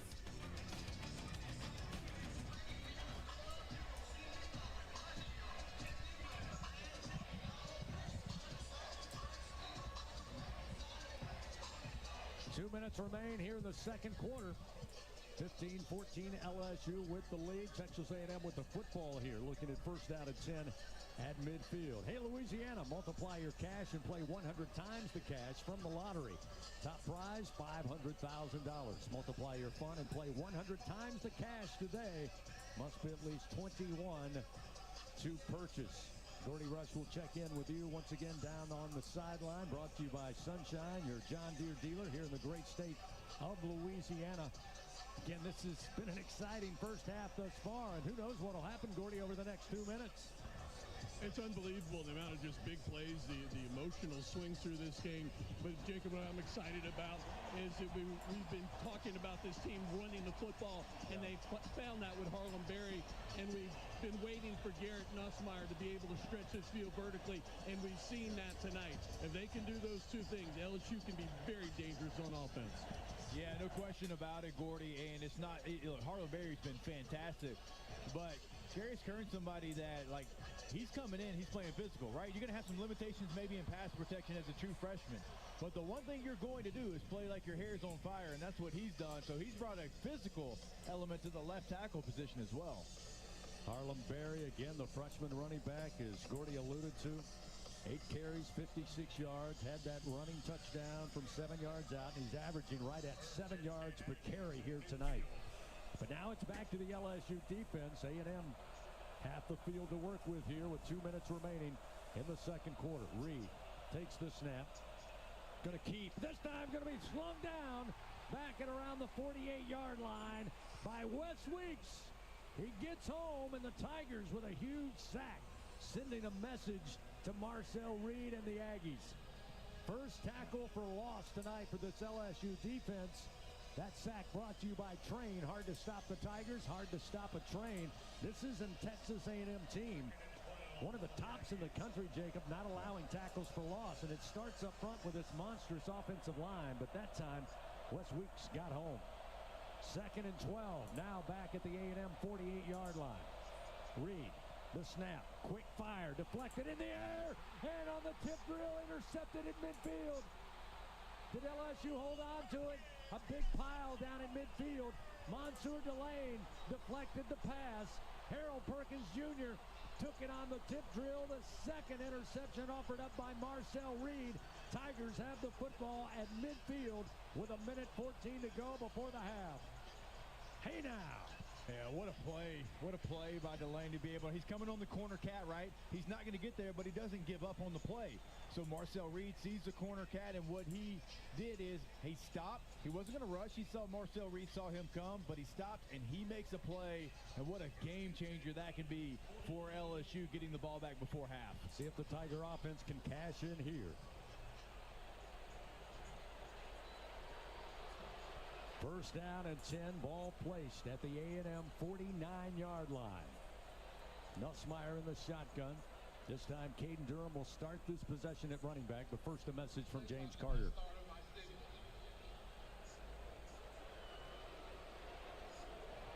Yeah, they had stopped the clock, and they were waiting to get the signal from the referee, James Carter. LSU again will line up first and 10 from the Aggie 49-yard line, leading 15-14. Shotgun snap. Little sprint out by Nuss. The throw, catch made at the 44-yard line by Kyle Parker. He's brought down by Tyreek Chappelle. But a pickup of 5 yards. It'll be second down and 5 with the ball placed at the 44. LSU lining up quickly. Under a minute to go. Clock moving. Caden Durham stays in at running back. 2 receivers left. 1 to the right. Handoff is going to be Durham. Nice sidestep at the 40. He's free to the 25, the 20. And then a tackle to bring him down inside the red zone, down around the 16-yard line by Dalton Brooks, but a gain of 28 yards and a Louisiana Blue first down. Again, the Tigers on the ground. First and 10, they mark it at the 16. 2 receivers left, 1 to the right. Nussmeier in the shotgun. Durham will stay in as the running back. And now they'll call the timeout with 34 seconds on the second quarter clock. Looked like they were going to try to line up quickly and run a play, but they burned their second timeout of the first half and preserved 34 seconds on the clock. This timeout presented by Coushatta. Escape to the largest casino resort in Louisiana, Coushatta Casino Resort, Louisiana's best bet. Yeah, you line up quick there. I mean, look, you got A&M on their heels, to say the least, after that big almost 30-yard run there. And you make a lot of checks at the line, and you're trying to get to the perfect play. And you can see Brian Kelly immediately went to Nussmeier, and he was doing the just run the play. Run the play that's called. It didn't have to be in the perfect play. And so I understand taking a timeout because you want to get points down there, but sometimes you're not going to get in that perfect play. Sometimes you go with the call there, you count on your guys, and you still got one, obviously, in the bag there. You still got a timeout, but with 34 seconds left, want to make sure that you got as much time as you possibly can, and so having to use a timeout there is tough. Aaron Anderson comes off the near sideline. Kyle Parker checks out. First down and 10 at the Aggies 16-yard line with 34 seconds remaining. LSU up 15-14 over Texas A&M. Empty backfield for Nussmeier.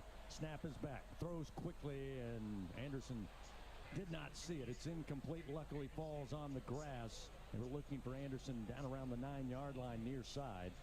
That'll set up second down and 10. Stops the clock with 31 seconds. Fans, don't miss the Brian Kelly Show each week. Live from TJ Ribs every Thursday at 7 o'clock. Off next week due to the Tigers being off. But every time they play on Saturday, catch Brian Kelly at TJ Ribs. Brian Kelly Show presented by Our Lady of the Lake, championship health partner of LSU Athletics. They'll re-rack it. Second down and 10 at the Aggies 16. Trades Green motions right to left. Here's the snap. The give to Durham. Straight ahead and slips inside the 15 down to the 13-yard line before being tripped up. Now LSU will quickly use their final timeout to preserve 25 seconds on the clock. It was Tyler Onyedem, the transfer from Iowa State, able to trip up Durham there after about a 3-yard gain. So they'll put 26 seconds on the game clock here. Chance to remind you, Dudley DeBosier standing up for the purple and gold. They fight for Tiger fans all across Louisiana. Dudley DeBosier, proud to be an official partner of LSU Athletics. Yeah, look, I don't mind the play call there on second down. You end up picking up 4 yards there. Now it's much more third down and manageable. So, look, you're going to have a lot of options with this. You got plenty of time on the clock as well. You convert the first down, even if you don't get in the end zone, you can spike the football there. But be careful with the football, right? With your kicker, with how accurate he is inside 40 yards, you've got points right there in your back pocket. Tigers can reach a first down at the 6. But again, 26 seconds remain. Looking at third down and 7. Snap back to Nussmeier, looking left. Throws it behind Anderson. He tried to spin and get it, but can't hold on. It's incomplete. At about the 13-yard line far side. That'll bring up fourth down and 7, and immediately we see Damian Ramos step on the field. It'll be a 30-yard try for the Tiger place kicker. Yeah, obviously not a great football by Nussmeier there, but honestly, I'm not sure with a perfect throw what that play is going to end up. I mean, you kind of run a 1 or 2 yard route past the line of scrimmage there. It's going to be tough to get the 6-7 yards you needed for a first down. Silas Hall will snap it back. Grant Chadwick will hold. This will be a 30-yard attempt from the near side hash, kicking towards the south end zone. Kick is on its way, and the kick is through and true. Damian Ramos adds 3 more to his career total. It's now 18-14.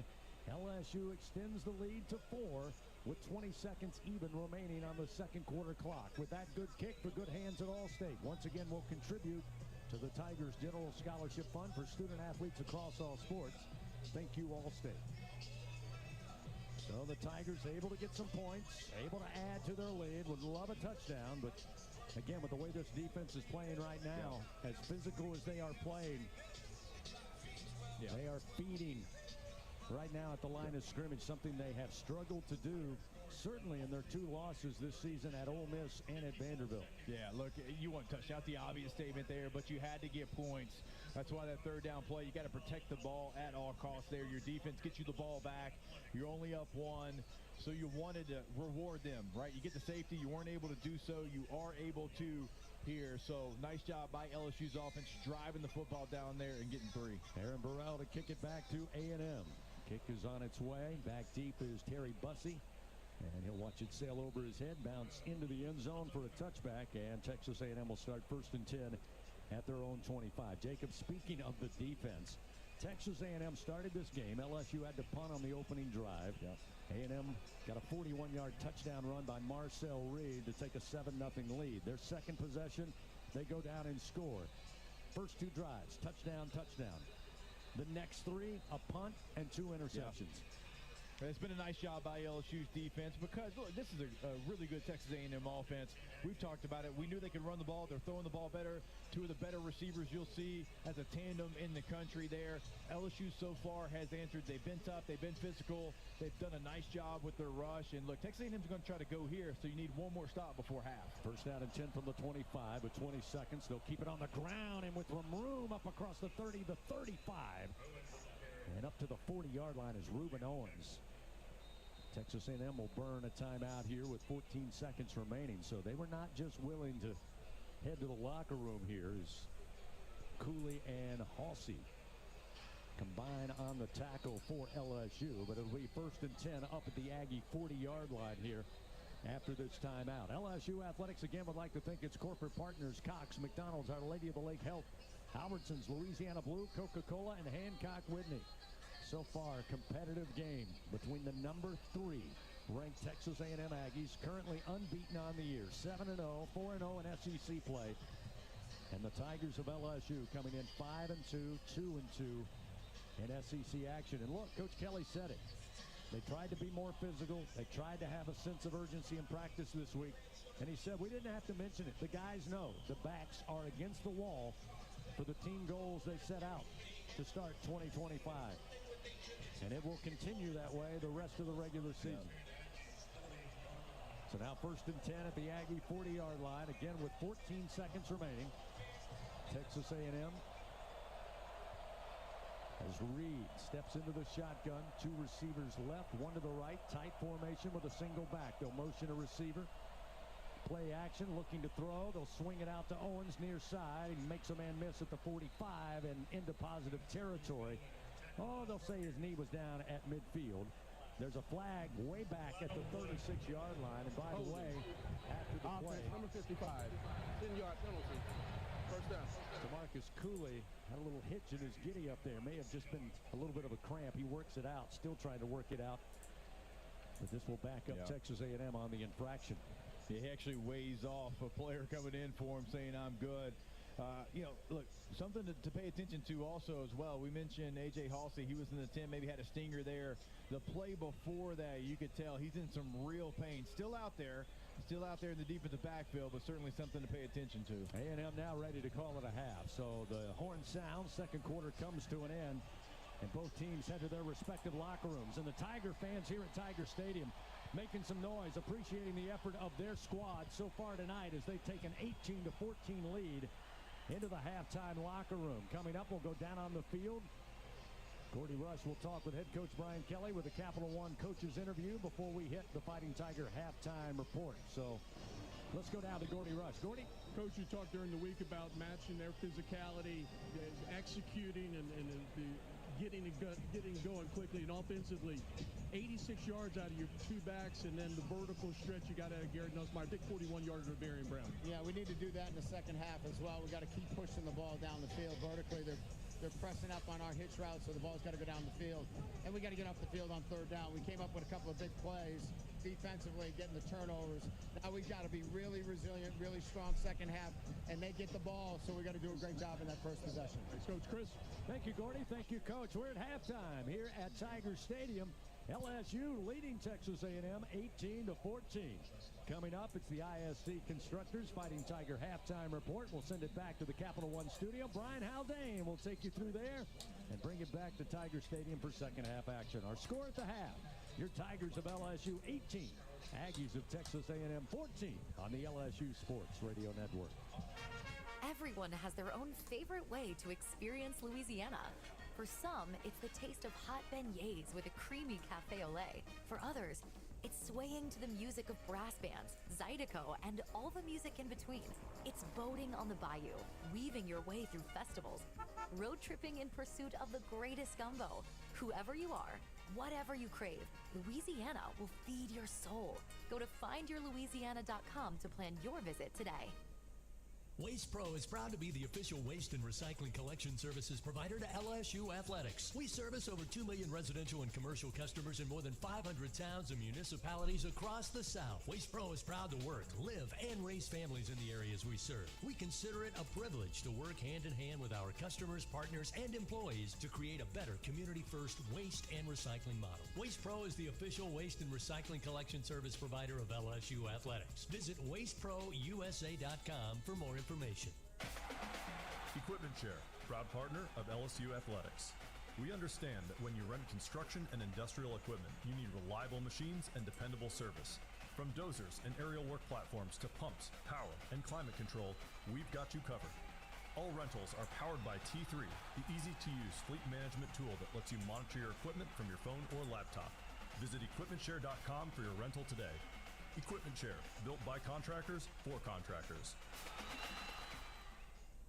Welcome in to the ISC Fighting Tiger Halftime Report. Presented by ISC Constructors. Powered by people. Coming up, a breakdown of the first half with highlights, stats, and a check of the Republic Finance scoreboard. Now, from inside legendary Tiger Stadium in the Capital One studios, here again is Brian Haldane. Yeah, we're at the Capital One Studios. Capital One offering checking and savings accounts with no fees nor minimums. What's in your wallet? We start off the halftime show with a scoreboard update presented by Republic Finance. Visit Republic Finance for all your personal loan needs. Get started at republicfinance.com/Tigers. Let's run down the top 25 and a handful of SEC games as well. Second-ranked Indiana rolls over UCLA 56-6. South Carolina did everything they could to take down number 4 Alabama before falling apart in the final minutes. Crimson Tide rolls 29-22. Wisconsin is at number 6 Oregon right now. The Ducks are out in front 14-0, 10:24 to go in the third quarter of that contest. 7th-ranked Georgia Tech had no problem with Syracuse, 41-16 your final score. Ole Miss was a 34-26 winner over Oklahoma at Oklahoma. Number 9 Miami is hosting Stanford right now, and the Hurricanes are in charge. 28-7. The Hurricanes are up over the Cardinals at the end of the third quarter, about to start the fourth. 10th-ranked Vanderbilt outlasted number 15 Missouri 17-10. It was number 11 BYU clobbering Iowa State 41-27. Oklahoma State cannot get out of Lubbock fast enough tonight. Number 14 Texas Tech bludgeoned the Cowboys 42-0. Mississippi State, they had their way with they were on their way, to their first conference win since October 21st of 2023, and then gave up 24 fourth quarter points to Texas and an overtime touchdown as well. Bulldogs fall to the Longhorns 45-38. In state, we got Louisiana Tech falling to Western Kentucky 28-27. It was Southern Miss to the top on Family Day in Hattiesburg. Eagles take out UL Monroe 49-21. Lamar beat Northwestern State 41-14. Nichols 31, McNeese 7. Southeastern was all over Houston Christian, 38-17 your final score there. Interim coach Fred McNair had the Jaguars in position till the end, but the Jaguars do fall. Southern falls to Florida A&M 43-35. Two in-state games going on right now. The ULL Ragin' Cajuns are starting off the fourth quarter, trailing Troy at Troy. It's 28-20. The Trojans are in the lead, and we go right back to the SWAC, where the Grambling Tigers have just given up the lead to Jackson State. The Jackson State Tigers are up 24-23, minute 55 to go in that game. Leadership starts right here at home. That's why Ford assembles the most vehicles in America and employs the most hourly workers from America for America. Just another reason why Ford F-Series have been the best-selling trucks in America for 48 straight years. See your Southern quality Ford dealer today. Quick break. When we come back, we will have the scoring recap for you. A little bit later on in the halftime, Chris Blair will sit down with the good folks from Coca-Cola, and we will run down some statistics as well. Before we hit that break, though, let me remind you, you have questions about Medicare? Let us help. Aetna has Medicare Advantage plans that include prescription drug coverage with a $0 plan premium. Call Aetna today at 888-76-AETNA to learn more. Quick break. We'll come back with the scoring recap next. Here's the deal. We gotta set ourselves up. See, retirement is the long game. We gotta make moves and make them early. Set up goals. Don't worry about a setback. Just save up and stack up to reach them. Let's put ourselves in the right position. Pre-game to greater things. Start building your retirement plan at thisispretirement.org. Brought to you by AARP and the Ad Council. Hey, Tiger fans 12 and younger, don't miss your chance to be a part of Mike's Kids Club. Presented by Shell, the exclusive kids club of LSU Athletics. Join Mike's Kids Club for only $25. Get the official Mike's Kids Club t-shirt, free admission to select LSU athletic events, and much, much more. To learn about upcoming events and to join, please visit LSUMKC.com. The Mike's Kids Club, presented by Shell.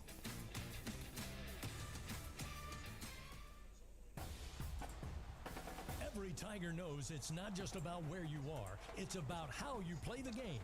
At LSU Online, we bring that same grit and greatness to your education. Whether you're watching from Baton Rouge or beyond, you can earn your degree on your time from anywhere. Flexible, online, built for Tiger Nation. Visit online.lsu.edu and win where you are.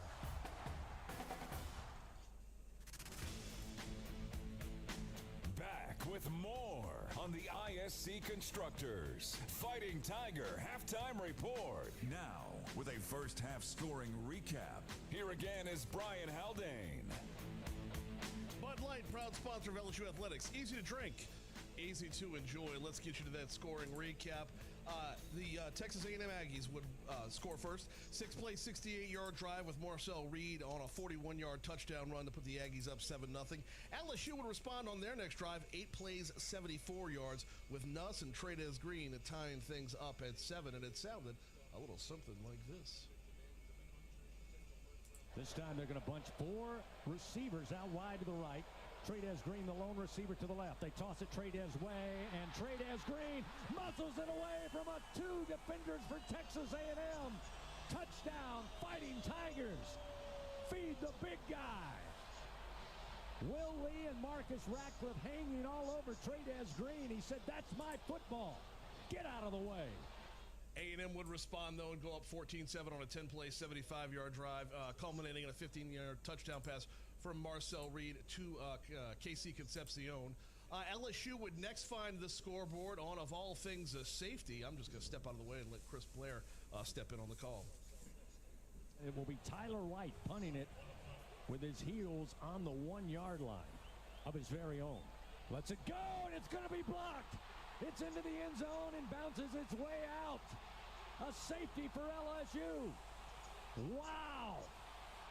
Tyler White looked up as he started to drop the football and try to punt it. And it looks like Chase Thomas got the block for LSU. The safety as it bounces out of the back of the end zone. That'll make it 14-9 and a free kick coming up. LSU going to get the ball back. LSU couldn't do anything with the free kick. They traded some possessions and would score again later on in the second quarter on an 8-play, 75-yard drive. This time Harlem Berry would find the end zone from 7 yards out. Second down, goal to go. The ball placed just inside the A&M 7. Shotgun snap. The give to Berry. Trying to go left side. Berry got a seam into the end zone. Touchdown, Fighting Tigers. A 7-yard score for the freshman Harlem Berry. His second touchdown of the year. Second touchdown as a Tiger. And LSU takes a 15-14 lead over the Aggies of Texas A&M. And 15-14 was where that was going to stay because Damian Ramos with the rare extra point miss. However, he would make good on that. One more drive to go for LSU in this half. 6 plays, 36 yards. This time, Ramos good from 30 yards out. Silas Hall will snap it back. Grant Chadwick will hold. This will be a 30-yard attempt from the near side hash, kicking towards the south end zone. Kick is on its way, and the kick is through and true. Damian Ramos adds 3 more to his career total. It's now 18-14. LSU extends the lead to 4 with 20 seconds even remaining on the second quarter clock. And 18-14 is where we are at for your halftime score. Leadership starts right here at home. That's why Ford assembles the most vehicles in America and employs the most hourly workers from America for America. Just another reason why Ford F-Series have been the best-selling trucks in America for 48 straight years. See your Southern quality Ford dealer today. We got a lot more to go. Chris Blair sits down with our game sponsor Coca-Cola right after this. Then I'll break down some stats before we send you back up to the booth on the LSU Sports Radio Network. Champions make plays on the field and in life. With LSU Online, you can keep your career moving, earn your degree, and still run your own game plan. Learn anytime from anywhere and take the next step toward your goal line. It's time to make your move, Tiger fans. Visit online.lsu.edu. LSU Online. Win where you are. Everything tastes better after an LSU Tiger victory. Similarly, everything also tastes better once you've baptized it with the handcrafted flavor of the original Louisiana hot sauce. So just imagine how truly tasty something would taste if it was doused in the original Louisiana hot sauce after an LSU Tiger victory. That's Louisiana hot. Buy you some. LSU Tiger fans are gearing up with real Tigers apparel and merchandise from the official online store at lsushop.net. Get jerseys, sideline gear, polos, t-shirts, hats, official team merchandise from Nike, accessories, and much more. Over 3,600 products, all shipped right to your door. Head to the place real Tiger fans go for the selection only real Tiger fans get at lsushop.net. Second half action of LSU Fighting Tiger football is coming up. This is the ISC Constructors Fighting Tiger Halftime Report on the LSU Sports Radio Network, powered by People's Health. Welcome back in, fans, as we continue on the ISC Constructors Fighting Tiger Halftime Report here at the half, LSU and Texas A&M on a Saturday night in Death Valley. Great to be joined now with one of our great friends at Coca-Cola, Keith Biedenharn. And Keith, exciting game, that's for sure, but an exciting holiday season is coming up. And I know each and every year, with all of the great things that Coca-Cola does here for LSU, it also is great for our entire community. And it starts with the Holiday Food Bank Red Bag program, which is starting to ramp up right now. Right, Chris, and I appreciate being back and really talking about the food bank program, because really this year we need some help from our Baton Rouge community. What it is the food bank and Seventh Harvest are raising money for the holidays for people that are struggling. And they have the opportunity to purchase a $10 holiday dinner bag to donate to the food bank. And then those would be turned over to our local food bank and our Second Harvest, which covers really about 700 plus community partners and programs throughout 23 parishes. So it's a very important time for a lot of people that are in need. So last year we raised $120,000 in 23, and this last year we only raised 66. So we need your help. We need folks to go out there and purchase these bags, and we're going to start packing around November 7th. So we're starting right away in November, and it'll go through Thanksgiving and Christmas in the NOLA, Baton Rouge, Lafayette areas. And it really, again, benefits our folks out there in need during the holidays to give them a little something more for the holiday. So we want you to get out there and help us raise more money than we did in 24. Again, it's that time of year where we're all thankful for our blessings. And again, if you are blessed this season and have a chance to give back, this is a great way to help your community with the Holiday Food Bank Red Bag Program. Take advantage of that and spread a little cheer and help everyone out. Speaking of the holidays, I'm excited, and I even asked you before we started here about Sprite Winter Spice Cranberry. The good news, it's going to be back, and you even told me it'll be back in time for Thanksgiving, because I take it from November all the way to January. That's right. It'll be back during Thanksgiving and all the way through the holidays. That spice in Sprite is really, really the kick of the season. We like to call it our holiday miracle over here for the holidays. So it's in zero sugar as well as regular. It's really Christmas when you see that product on the shelves out there. Keith Biedenharn, again, our guest with our friends at Coca-Cola with all of its product lines, always coming up with new things from time to time. So tell us what's in store for us in the very near future. Chris, only on your show. Thank you. We go ahead and let people know what's going on in January. So we're going to have a new flavor in our Coca-Cola lineup called Cherry Coke Float. Now, imagine a Coke float with a little cherry in it. You've got that product. It's not overpoweringly sweet, and it's really refreshing, so you need to try it. It'll be out into January, going into February, as well as we got Powerade, which is a great sponsor for LSU, Powerade and Body Armor. So Powerade Power Water, which is really going to be enhanced water with Powerade's benefits with electrolytes, and it's going to be in 3 or 4 different flavors, kiwi, strawberry, and so on. So look for that Powerade water out on the shelves in January. So those are the new flavors we've got going right now. And before we close up, Keith, when you think about America being 250 years old, I mean, it's Coca-Cola. It's as American as anything you can think of, anybody thinks of worldwide. And I know you guys are gearing up to celebrate the country's birthday. We are, and we're going to do it right here in Baton Rouge. 250 years old. We're going to do it at the Capitol, and we're going to bring everybody in the region in to celebrate, sample 250 years, because as you know, Coca-Cola's been around for almost 150 years. So we're celebrating our celebration of 150 years, and then of course America 250. We're going to put that party together, and more to come on the dates on that. So I'm really looking forward to that. And one last thing, FIFA is coming to the USA, and you know, soccer is a big thing going, and we are the major sponsor for FIFA. So look for that to come out, and we're going to see that out there next year. Keith, nobody happier than Gordy Rush and Jacob Hester. They are super stoked about FIFA coming to the U.S. I want to thank you and the entire team at Coca-Cola, again, helping power the Tigers,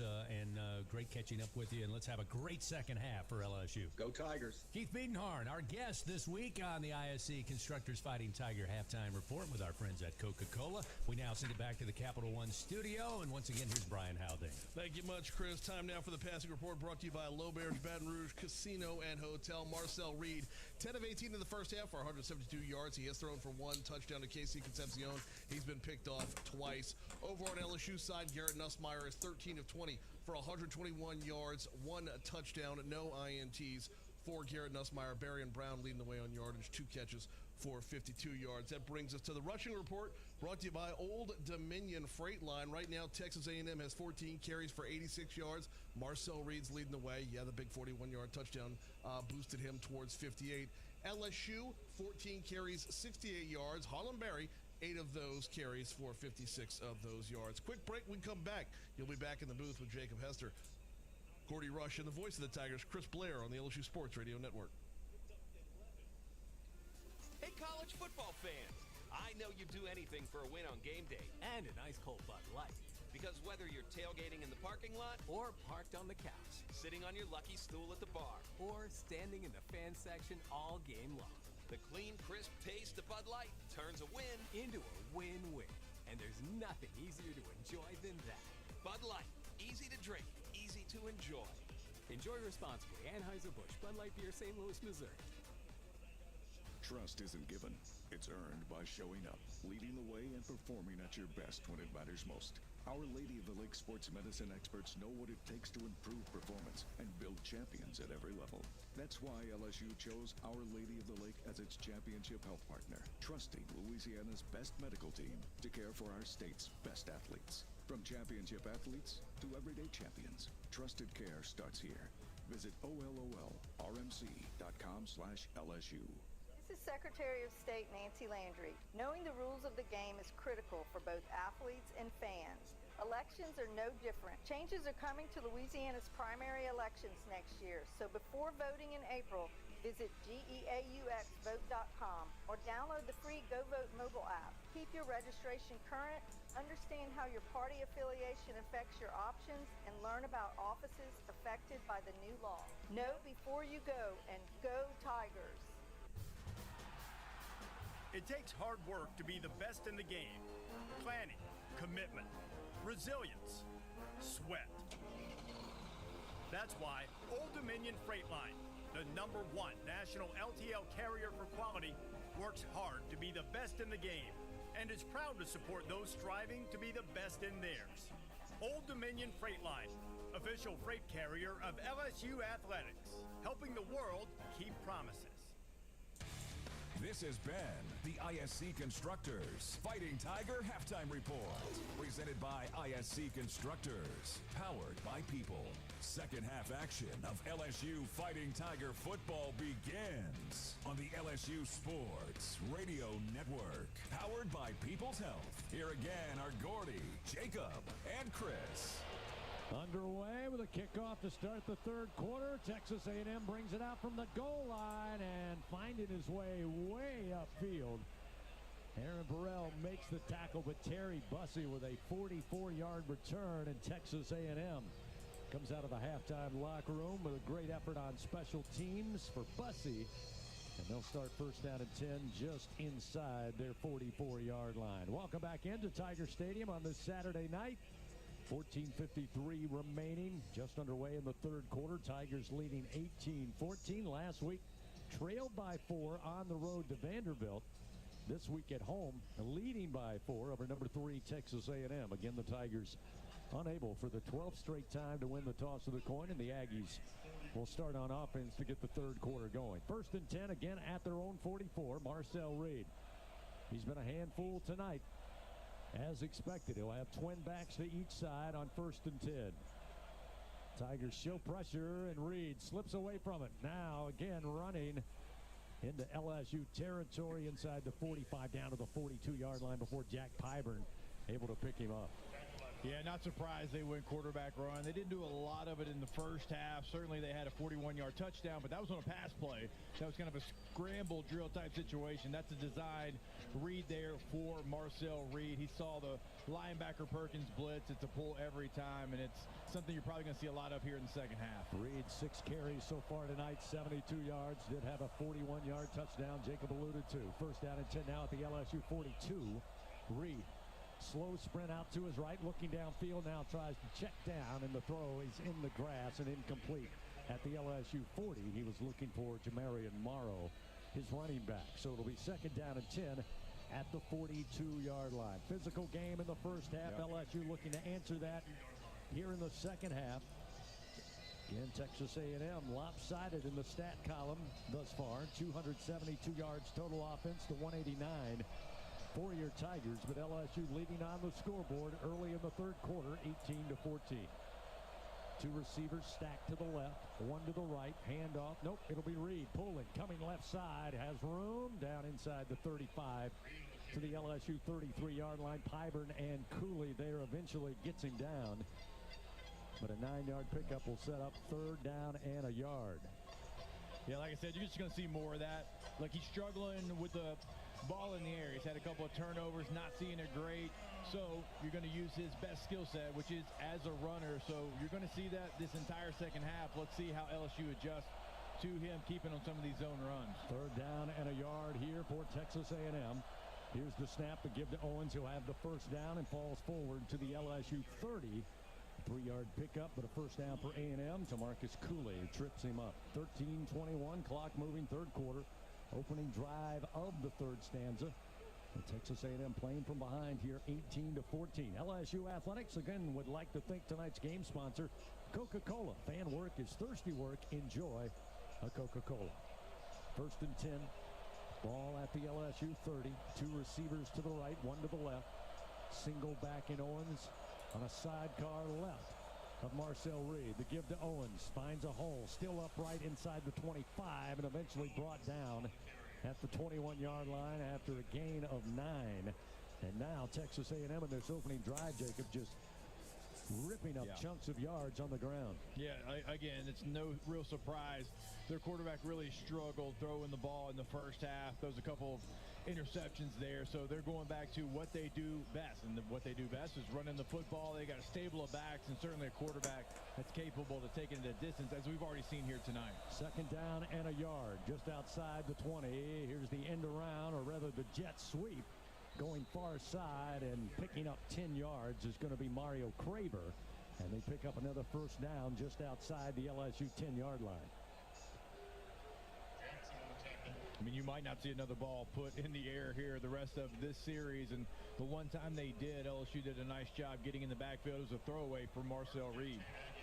First down and 10 at the 11 of LSU. And now as they start to line up, Texas A&M says there should be a flag thrown. Actually, and it's an injury, but they think they're faking the injury. No, Delane just dropped down. I'm not sure if it's a cramp. He's actually sitting down looking at his right hand or arm from my best point of view.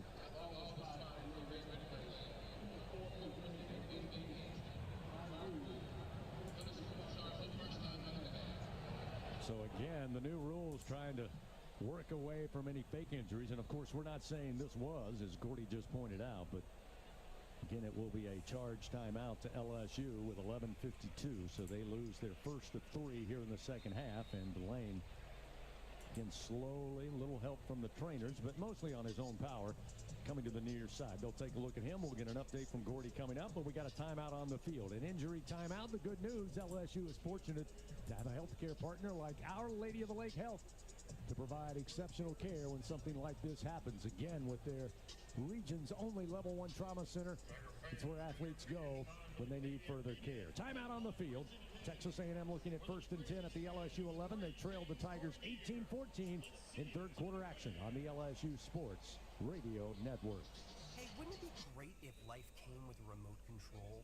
You know, you could hit pause when you needed to, or hit rewind, like that time you knocked down that wasp's nest. Uh-oh.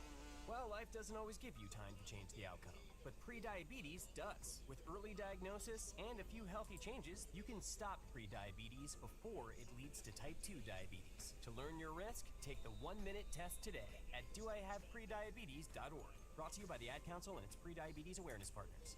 He's got a seam. He's down the near side hash. Tiger fans, if you've ever wanted to listen to the LSU Sports Radio Network while watching your Fighting Tigers on TV, now you can, and it's easy to do. Just pause the TV, use the LSU Sports mobile app to stream the audio on your smartphone or tablet. Connect to a smart speaker, then wait for the audio to catch up to the point your TV is paused, push play, and you are all set. Watch the Tigers and listen with the LSU Sports Radio Network and the LSU Sports mobile app. 15, 10, 5, touchdown, Tigers! I'm Richard Fontenot, president of the Louisiana Farm Bureau Federation. My brother and I grow rice, soybeans, and raise crawfish on our farm in Evangeline Parish. For a fourth-generation farmer like myself, Louisiana Farm Bureau is as much a part of my life as checking traps or harvesting rice. Our organization is more than 145,000 members strong, and we've been around for more than 100 years. The Louisiana Farm Bureau spans generations, and we want you to join our family. Visit lafarmbureau.org. The Louisiana Farm Bureau Federation, the voice of Louisiana agriculture. Get ready, Tiger fans! Venture Global is proud to partner with LSU Athletics, powering Louisiana and the world with clean, low-cost, reliable energy and fueling the future of our great state. As we cheer on the Tigers this season, we're also driving innovation, creating jobs, and supporting our local communities. Together, we're building a brighter, more sustainable tomorrow. Venture Global, proud partner of LSU Athletics, powering champions on and off the field. Go Tigers! Live coverage continues. This is LSU Fighting Tiger Football on the LSU Sports Radio Network, powered by People's Health. Welcome back to Tigers Stadium. 11:52 remaining in the third quarter. LSU leads Texas A&M 18-14. The Aggies are driving its first and 10 on the LSU 11. Guys, 2 updates. It's starting to sprinkle just a little bit down here on the field. And also, Mansour Delane is in the injury tent. And you ready for this? It's the first time I've gotten this one in all my years of doing sideline. His contact fell out of his eye. So they're in the process of putting his contact back in. So hopefully he'll be back in the game soon. Yes, that is a first. But again, much better news than we initially thought. So thank you, Gordy. Yeah, I had that my rookie season in the NFL. Contacts out. Went with a visor after that, after it got poked out. So I might be the only other time there, Gordy. First down and 10 at the LSU 11. Marcel Reed in the shotgun. Single back to his left. Here's the snap. Little jet sweep, trying to stretch it near side to the 5. And then a hammering blow at the 3-yard line. Craver coming from far side to near side, but LSU eventually able to get a hold of him and get a pretty good shot to force him out of bounds, but it will be. Again, picking up a second down and looks like 1. Again, with the ball placed just outside the LSU 2-yard line. Again, A&M in the first half had third down goal to go from the 3 and threw an interception. But not sure they're going to go to the air here with the success they've had on the ground in this opening drive of the third quarter. Snap back, Reed sprinting to his right and a throw, but the play going to be halted. And it looks like a movement up front by Texas A&M. Yeah, their right side moved. False start. Offense, number 78. Second down. That will back up the Aggies here as they tried to sprint out Reed, extend the play, and then he have a quick throwback to the end zone, but play was halted, and it backs them up. Second down, goal to go. They'll mark the ball down at the 6-yard line of LSU. Tigers leading 18-14 with 11:28 to go in the third quarter. Can they find another goal line stand? Reed in the backfield, looking to run, has some lead blockers, and will be mashed down at the 5-yard line after picking up maybe a yard and a half. That's all. A.J. Halsey with another hard hit on the A&M quarterback. Yeah, we mentioned Halsey kind of hurting there in the first half. Gordy said he had maybe a stinger situation in the tent coming out of half, though. You see him get right back to his physical self. Ball placed just inside the near side hash. Reed in the shotgun. Trip receivers bunch to the right. Lone receiver to the left and a single back in Owens. Snap back to Reed. Time in the pocket. Now he'll just run and step into the end zone. 5-yard score for Marcel Reed, his second touchdown of the night. And Texas A&M will regain the lead 20-18 with a point after upcoming. That one you could just see. They sent everybody into the end zone. Reed by his lonesome in the backfield looked for a split second, Jacob, and then saw there was nothing but green grass in front of him, and he only had to find 7 yards to the end zone. Yeah, you got to have somebody just on him and for him. You know that's what he's going to do there.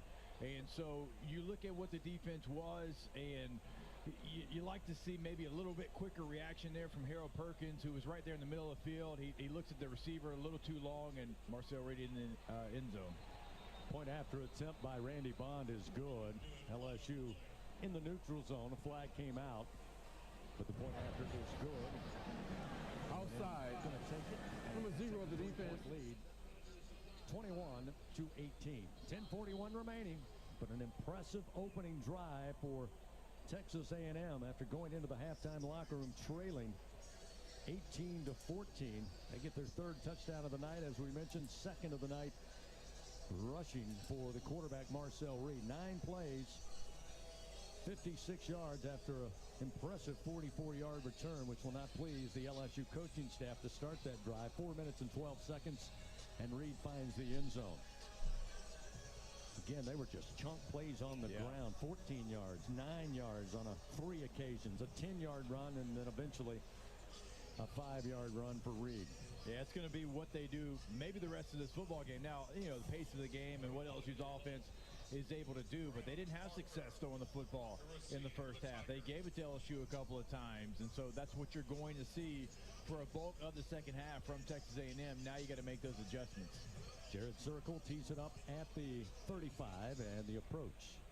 End over end kick, angling near side, going to be fielded by Barryon Brown. He'll head to the far side of the field, stop at the 20, and try to find room center, and before being slung down around the 22-yard line. So LSU with their first possession here in the second half, now trailing again 21-18. We'll see what the offense offers up A reminder, fans, Toyota's national sales event is on right now. Enjoy every second in an exciting Toyota.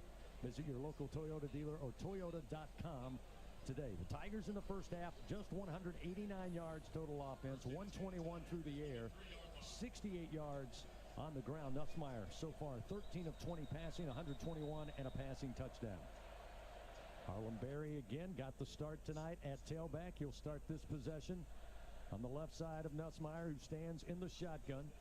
Snap is back, handoff to Berry. Berry goes across the 25 and stopped at the 26-yard line after a pickup of 3. It'll be second down and 7. Torian York and Tyler Onyedem again.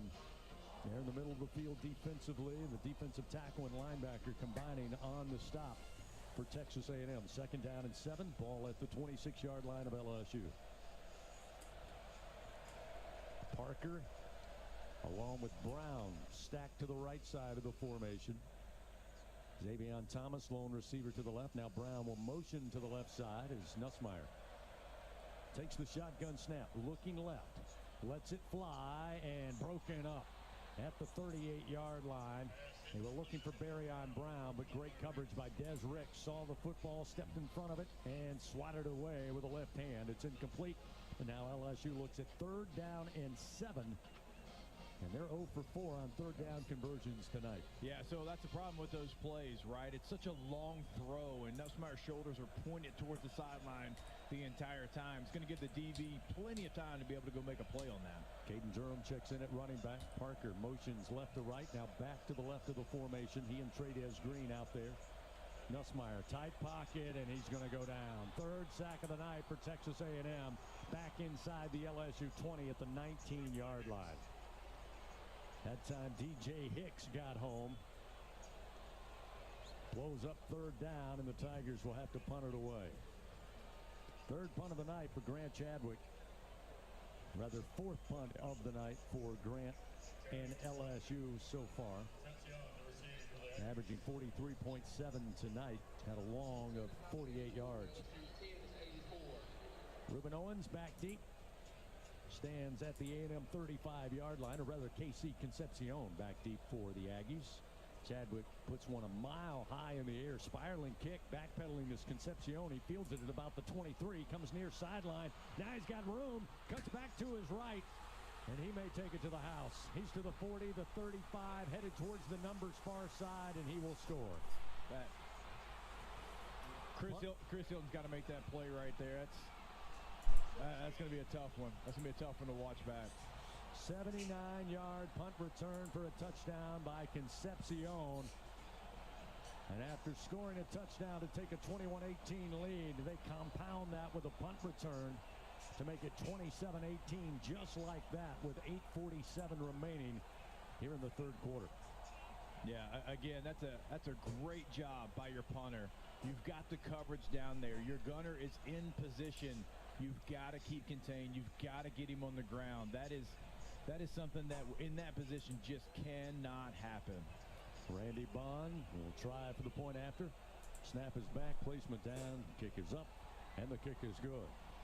So a quick turn of events here to open the third quarter. A&M took the opening kickoff down the field, punched it in.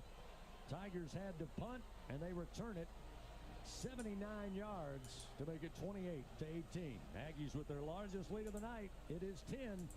We'll return to Tiger Stadium in a moment on the LSU Sports Radio Network. In a region famous for its cuisine, Blue Plate Mayo has been a staple since 1927. From New Orleans to Lafayette, Houma to Baton Rouge, it's the mayo Louisiana reaches for when it's time to make something delicious. Whether it's dressing a po' boy or making that perfect dipping sauce for crawfish, it has to be Blue Plate. Blue Plate Mayo, the official mayo of LSU Athletics. That's the good stuff. There was a time when a person's word was enough. A time when a handshake meant something, and integrity really mattered. For over 70 years, the values of Farm Bureau Insurance have been rooted in hard work, faith, and family. In that time, we've seen the world change in many ways. What hasn't wavered is Farm Bureau Insurance's commitment to protect our customers' way of life and serve the communities in which they live when they need us most. You deserve more. You deserve a promise. Learn more at lafarmbureau.com. Get ready, Tiger fans! Venture Global is proud to partner with LSU Athletics, powering Louisiana and the world with clean, low-cost, reliable energy and fueling the future of our great state. As we cheer on the Tigers this season, we're also driving innovation, creating jobs, and supporting our local communities. Together, we're building a brighter, more sustainable tomorrow. Venture Global, proud partner of LSU Athletics, powering champions on and off the field. Go Tigers! In Louisiana, we love our LSU Tigers. When the band strikes up those 4 iconic notes, the fans go wild. At Louisiana Blue, we're Tiger fans too. That's why we've teamed up with LSU Athletics to bring you the compassion of the cross and security of the shield, so you're free to wear your stripes and roar.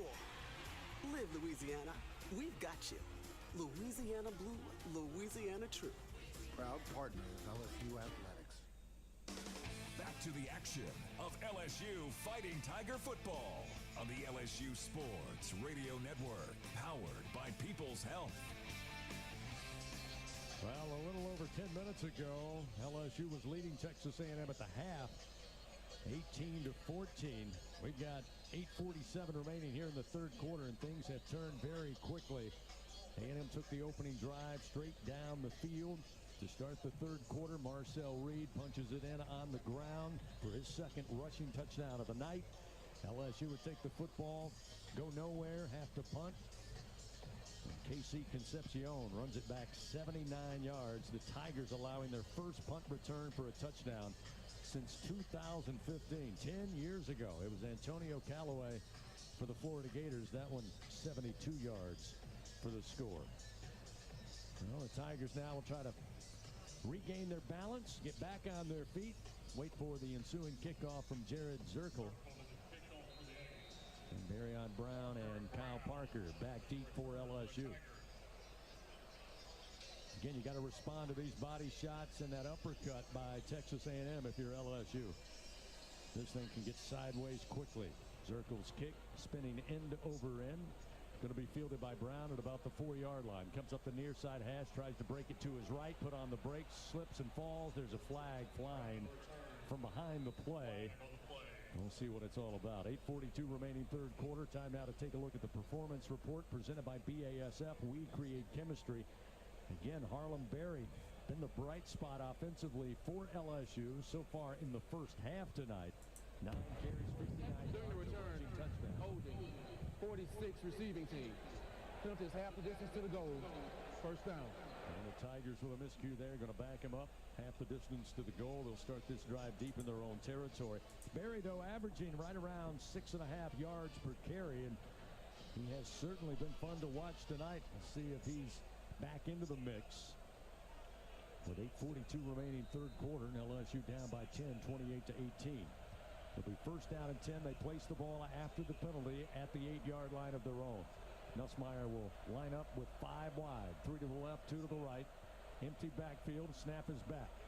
From the 2-yard line, long throw across the field to the far side. Catch going to be grabbed up around the 14, maybe the 13-yard line by Barryon Brown. They'll pick up 6 yards, a little breathing room as Des Ricks again there on coverage.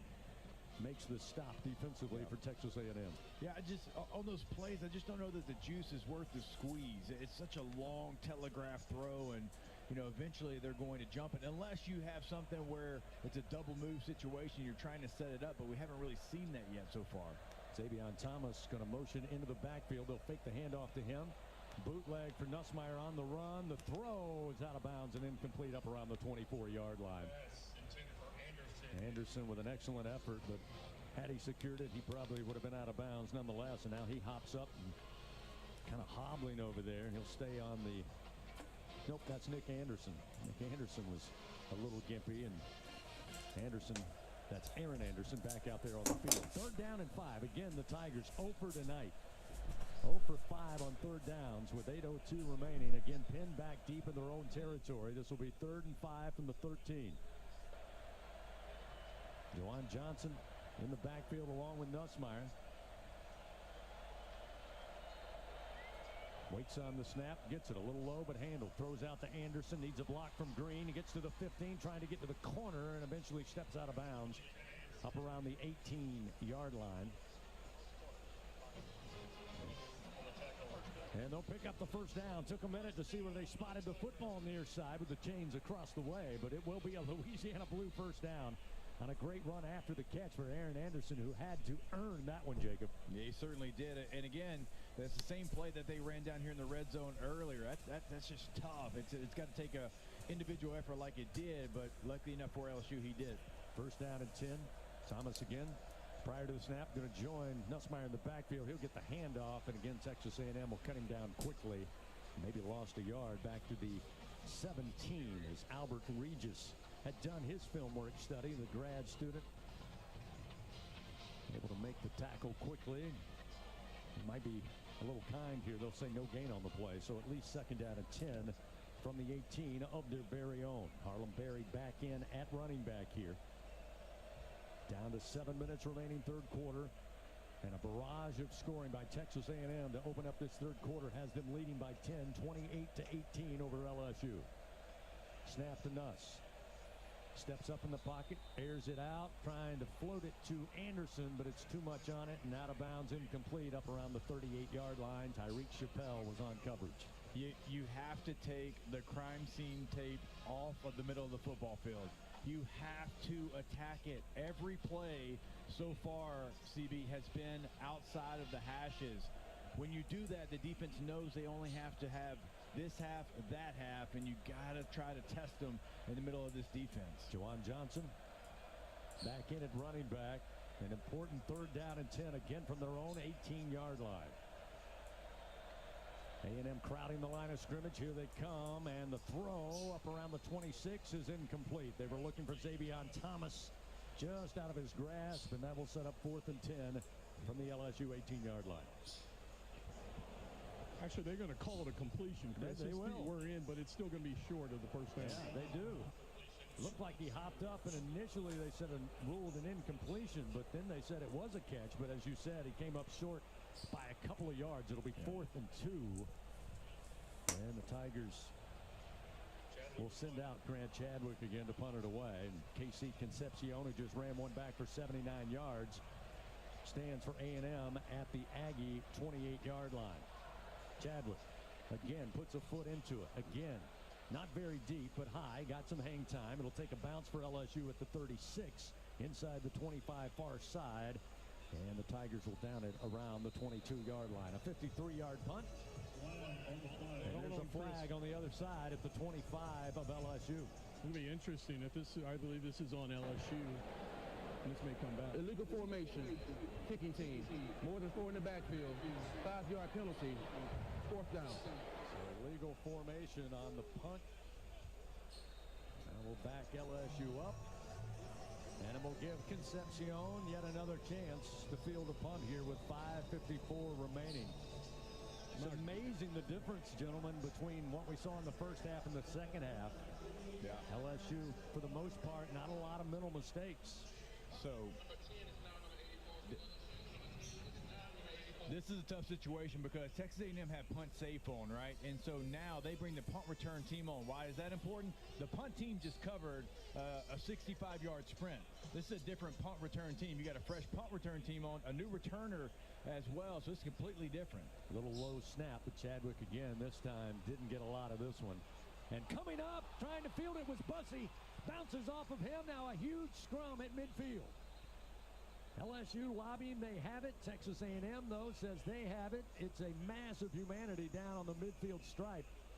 Every official trying to dig in and see who came up with the football. As that punt was short by Chadwick, and coming up was Bussey, and it hit right off his chest and went about 6 yards into LSU territory.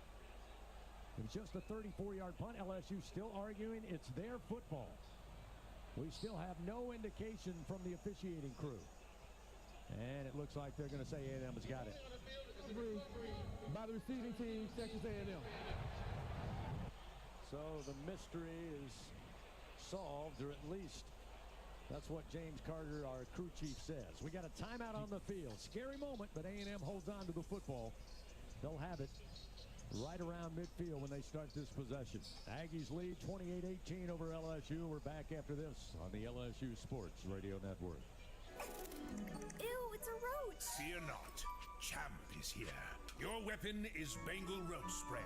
Bengal Spray technology is designed to flush out the entire colony, targeting the source of the problem, making sure these pests don't die unseen in your walls, ensuring far-reaching results that prevent infestations from returning.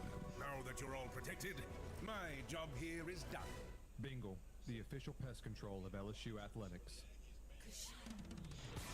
Hey, LSU fans, you're invited to Louisiana's largest casino resort, Coshada. Coshada Casino Resort has the largest and most spacious gaming floor in the Lake Charles area, with thousands of the newest slots, over 55 table games, live bingo and off-track betting, plus 3 beautiful hotels, delicious Cajun cuisine, and the #1 rated golf course in Louisiana. Coshada Casino Resort is proud to support LSU. Go Tigers! ISC Constructors is a national award-winning electrical and instrumentation construction company. In addition, ISC provides full-service, multidiscipline engineering services to global customers. For 35 years, ISC has brought the Baton Rouge culture to its job sites and offices across the nation. And like our Tigers, ISC believes being the best begins with recruiting and developing the best talent. ISC, powered by people. Game day starts local, just 2 miles from Tiger Stadium. Oxbow Rum Distillery is the official rum of LSU athletics. Handcrafted from Louisiana sugarcane grown right across the river. From cane to glass, every bottle is pure Louisiana pride. So, whether you're mixing up cocktails at your tailgate or joining us at the tasting room, make it a win for local flavor. Oxbow Rum Distillery, located downtown Baton Rouge. Go Tigers! Now, back to Fighting Tiger Football on the LSU Sports Radio Network, powered by People's Health. 28-18, Texas A&M leading LSU after the Tigers went into the halftime locker room leading 18-14. Jacob, when you take a look at this second half thus far, again with 5:42 remaining third quarter, the one thing that stands out is LSU made some of their breaks, especially defensively in the first half. They've had a couple of opportunities, including just a moment ago on a muff punt by Texas A&M, and looked like initially P.J. Woodland had fallen on the football, and then everybody in both jerseys jumped on the pile, and eventually they said A&M was able to get back possession of the ball, and now they're going to start after LSU has given up 2 touchdowns early in the third quarter, one by a 79-yard punt return, the other a 5-yard run by Marcel Reed, and now they've got 1st and 10 at midfield on this possession to start. Yeah, and about 20-25-yard difference starting position if you don't have the penalty as well. So you're right. I mean, they had opportunities. They didn't cash in on all of them in the first half, and Texas A&M right now has every bit of momentum, including even when they made a mistake. Looked like you had the ball, like it's taken away from you, and now yet again you're asking your defense to bow their neck and make a stop. First down and 10 at the 50. Marcel Reed and Texas A&M on their first possession stuck with the ground game. Here's the snap. Reed looking to throw. Deep drop now again. He'll step up. He's looking to run. Gets a block, gets outside the numbers at the LSU 45 and steps out of bounds at the 43-yard line after a pickup of 7 yards. Deshaun Spears forced him wide.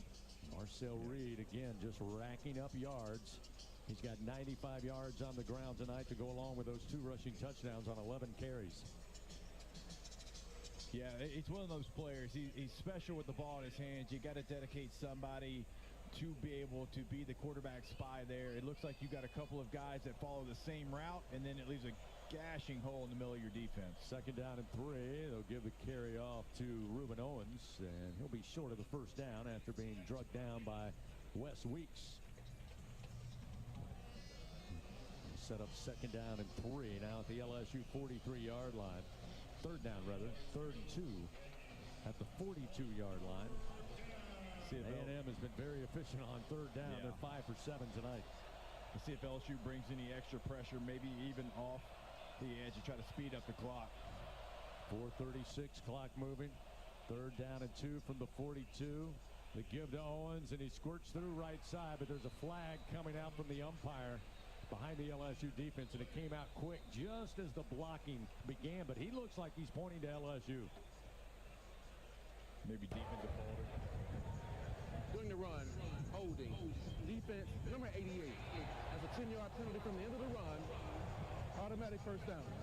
Insult to injury there after Owens able to pick up the first down on the run. They will tack on yards and get deeper into LSU territory after the defensive holding call goes against Bernard Gooden. Yeah, it's a really bad call. Just watching the replay there. They gets called about once a month. All he's doing is pushing the guy into the runner. Really surprised. When you see that, typically it's you grab the collar of the offensive lineman that don't allow him to go to the second level. There was nothing of the sort in that play. First down at 10 at the 24. Reed, sidearm throw, gets it out far side, and speeding down the far sideline for a 24-yard touchdown is Jamarion Morrow. And Texas A&M in the end zone again to make it 34-18 with 4:02 remaining here in the third quarter, and this third stanza has been turned on its ear. Yeah, the effort there on the pursuit drill by a couple of players there. Harold Parker, you got to go. You got to go right now. I'm not sure really why he's waiting and trying to dissect the play once it's already a screen there. That's certainly going to be one that LSU's not going to like watching on film. Randy Bond, he's been busy here in the third quarter. He's back out there trying to add one more with a point after try. It's been all A&M this entire third quarter of action. Bond's kick up, and it's good. 35-18. Texas A&M with 3 touchdowns here in the third quarter after trailing at the half 18-14 to LSU. That was a 4-play drive. Again, it started at midfield. They go 50 yards, a minute 40, and they extend their lead. LSU's got to find some answers, and it's got to start offensively. They have not been able to move the ball here in the third quarter. They've been stuck inside their own 25 on their first 2 possessions. Yeah, gosh. We got 4 minutes left in the third quarter, CB, and just how quickly the tide has turned in this one, and A&M's made every single play. You haven't made one yet here in the second half. Even when they've made a mistake like muffing a punt, they fight for the ball. They fall on it there, and again, that last touchdown, man, that's tough to watch. It's somebody that played on that field and kind of watched the end of that play right there. I'm going to be honest with you. And Morrow, the true freshman, just let free down the far sideline after bailing out his quarterback on a sidearm throw with pressure on Marcel Reed. Zirkle's kick will be fielded about 4 yards deep, left side of the end zone by Barryon Brown. He'll take a knee, and LSU will start 1st and 10 at their own 25. Well, hate to belabor the point, but to illustrate the difference between these two teams in the third quarter so far, in the second half, A&M 101 yards total offense with 3 touchdowns. LSU has mustered just 14 yards on the offensive side here in the third stanza. And now you find yourself probably having to be very one-dimensional. It's going to be tough to run the football when you're down 3 scores. 1st and 10 at the 25. Aaron Anderson motions from left to right. They'll have trip receivers to the right side of the formation as Nussmeier. Quick fire on the screen to Brown. Brown didn't get the blocks he needed, but he finds positive yards up to the 28-yard line. A pickup of 3. Marcus Ratcliffe there to get the stop for Texas A&M. We roll under 4 minutes remaining here in the third quarter. Tiger fans, SeatGeek makes it easy to find tickets so you can be a part of all the action this season. So whether you're buying or selling football tickets, SeatGeek, the official ticket marketplace of LSU football. Let's go Tigers, SeatGeek. 2nd and 7. Nussmeier trying to throw out, far throw to the far sideline at the 31, and it's incomplete. We're looking for Barryon Brown, and again, that's another throw from the near side hash to the far sideline, and Des Ricks, a very good corner. It was kind of easy for him to make sure that Barryon couldn't make the catch. Yeah, it's just so long developing. I mean, you're throwing it from the opposite hash. We know in the college game how far the hashes are as well, and you got to telegraph it because of how far of a throw it is. And even if you catch it, it's a 5-yard gain. So you're down 3 scores. You got to start pushing the ball down the field and certainly use the middle of the football field. 3rd down and 7. The Tigers 1 for 7 on 3rd down so far tonight. Here's the snap. Looking for Green. They get it out to him, but Texas A&M right there, and they put him into the grass at the 24-yard line. A loss of 3. Scooby Williams A great read by the A&M defender at linebacker. And that will set up 4th down and a punting situation again.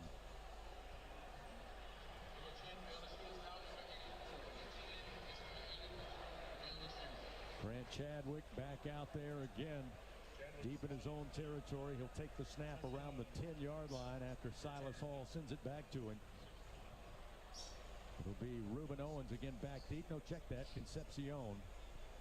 Punt is in the air. Concepcion backpedaling, takes it at the 28-yard line, far side. Cuts back to his left. He's off to the races again. He's across midfield. Bounces off one defender at the 45. Still upright now, far sideline. Eventually, they get him out of bounds at the LSU 35. 46-yard punt and a 36-yard return. And LSU, after getting a block punt in the first half, now having special teams miscues. Yeah, low line drive there. No hang time. Coverage unit was good in the middle of the punt team, but punt return team had a nice wall set up there on the right side, and you don't have any pressure from the outside in. And look, that's an elite returner as well. You got to put way more pressure on him than that, and you got to have better hang time. Texas A&M once again starts with incredible field position. Last time they started at midfield. This time they'll start 1st and 10 from the LSU 33. Already up 35-18. This thing's snowballing quickly. Concepcion, by the way, tonight 132 punt return yards. Twin backs to each side. Reed takes the snap on 1st down. Reed going to keep. Try to go right side, and he gets some room down to the 26. Picks up 7 yards before A.J. Halsey meets him there.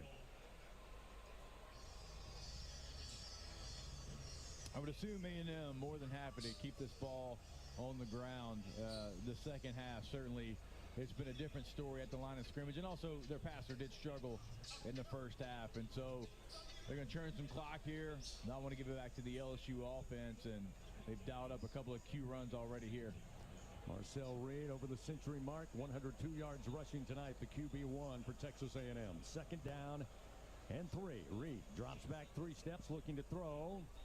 Far side catch going to be grabbed at about the 21, but they'll pick up a 1st down with a pickup of 5 yards. Mario Kramer brings it in. Devon Keys on the tackle for LSU. 1:41 clock moving.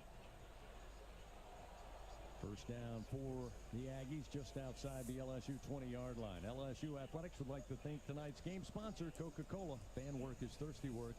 Enjoy a Coca-Cola. In the first half, LSU matching the physicality of Texas A&M.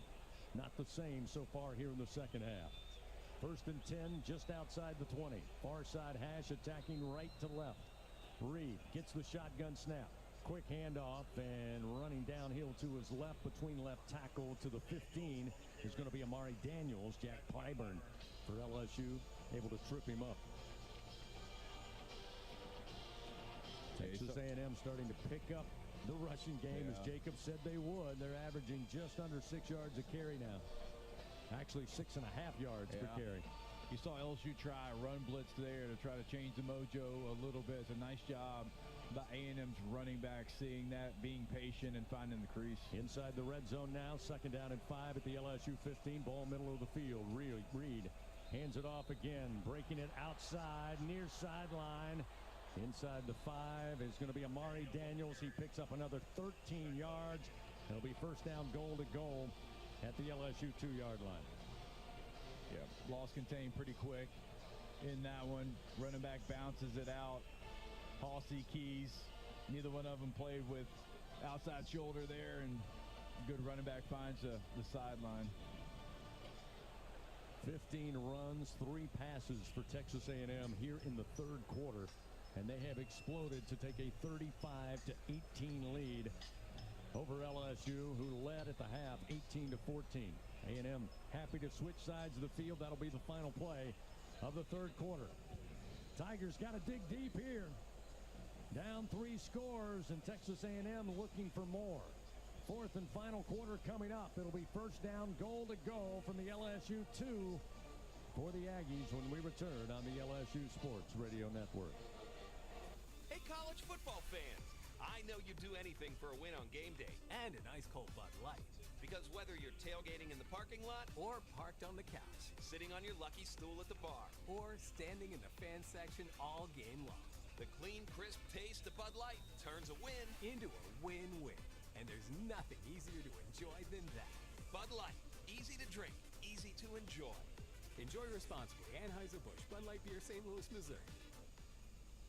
When you shop Albertsons online or in our app, you can count on us to have freshly picked high-quality ingredients ready for pickup or delivery in as little as 30 minutes. Plus, save $30 off your first online order and let Albertsons take the hassle out of shopping while racking up the savings. With free pickup or delivery, you will always get the same great prices, deals, and rewards as in-store. Shop online at Albertsons.com or in the app. Albertsons, fresh foods, local flavors.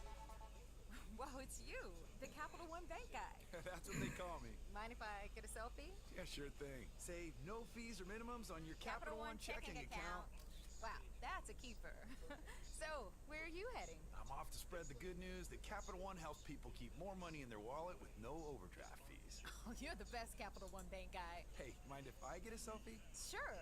Say, Capital One, what's in your wallet? Terms apply. See CapitalOne.com/bank for details. Capital One NA, member FDIC. Hi, I'm Kevin Falk, LSU Hall of Famer. My years at LSU were amazing. I've always loved celebrating with my teammates, especially when someone was serving up some delicious Manda salsa. For a lot of Tiger fans, it's just not game day without Manda in the mix. Serving top quality sauces and original seasoning is Manda's strong side, but it's Manda's flavor that's always got me running back for more. You get it? Running back for more. After 75 years, the flavor still says it all. Manda Fine Meats, the official smoke sauce of LSU Athletics. Fourth quarter coverage of LSU Fighting Tiger football. Presented by J&J Exterminating on the LSU Sports Radio Network. Powered by People's Health. 35-18, Texas A&M leading. The number 3 team in the land had themselves a battle on their hands in the first half, and LSU went into the locker room leading 18-14, but the third quarter completely owned by the maroon and white. Texas A&M now leading 35-18, and oh, by the way, they're looking at first down goal to go at the LSU 2 when the fourth quarter resumes. Taking a look at the third quarter stats presented by Hancock Whitney. A&M with 9 first downs, 102 yards rushing, 30 yards through the air as they stuck to the ground game for the majority of that stanza. 132 yards total offense for Texas A&M in that quarter. LSU, 1 first down, -4 rushing, 18 yards passing. They come away with 14 yards total offense in the third quarter.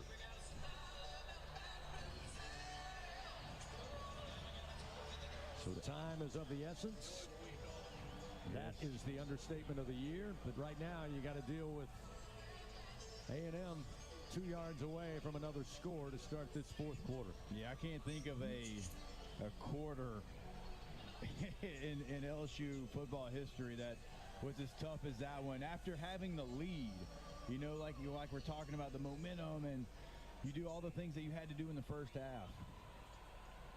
So on first down goal to go from the 2, try to go up the middle. E.J. Smith got the carry, and he stood up at the 1, so that'll make it second down goal to go from the LSU 1-yard line.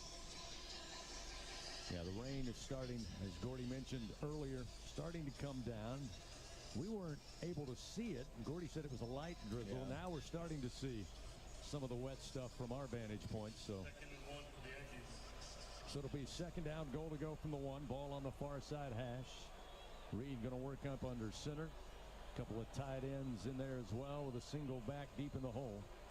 Motion a receiver at the snap. Fake the jet sweep, and they'll hand it off to one of the blocking backs, and it'll be the tight end, Nate Borkersher. He's in, but flags out everywhere. It may have been movement by Texas A&M, so hold the phone.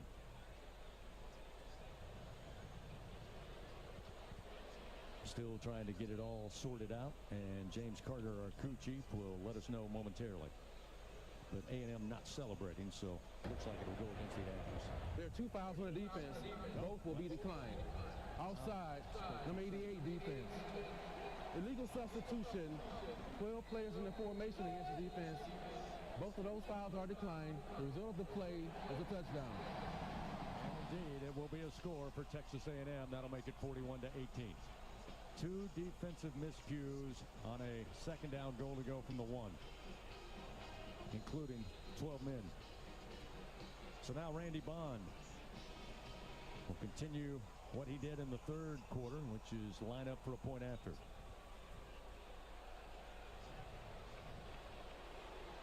Had 12 on there and still allowed him to get into the end zone. Bond's kick is up, and the kick is good. It's 42-18.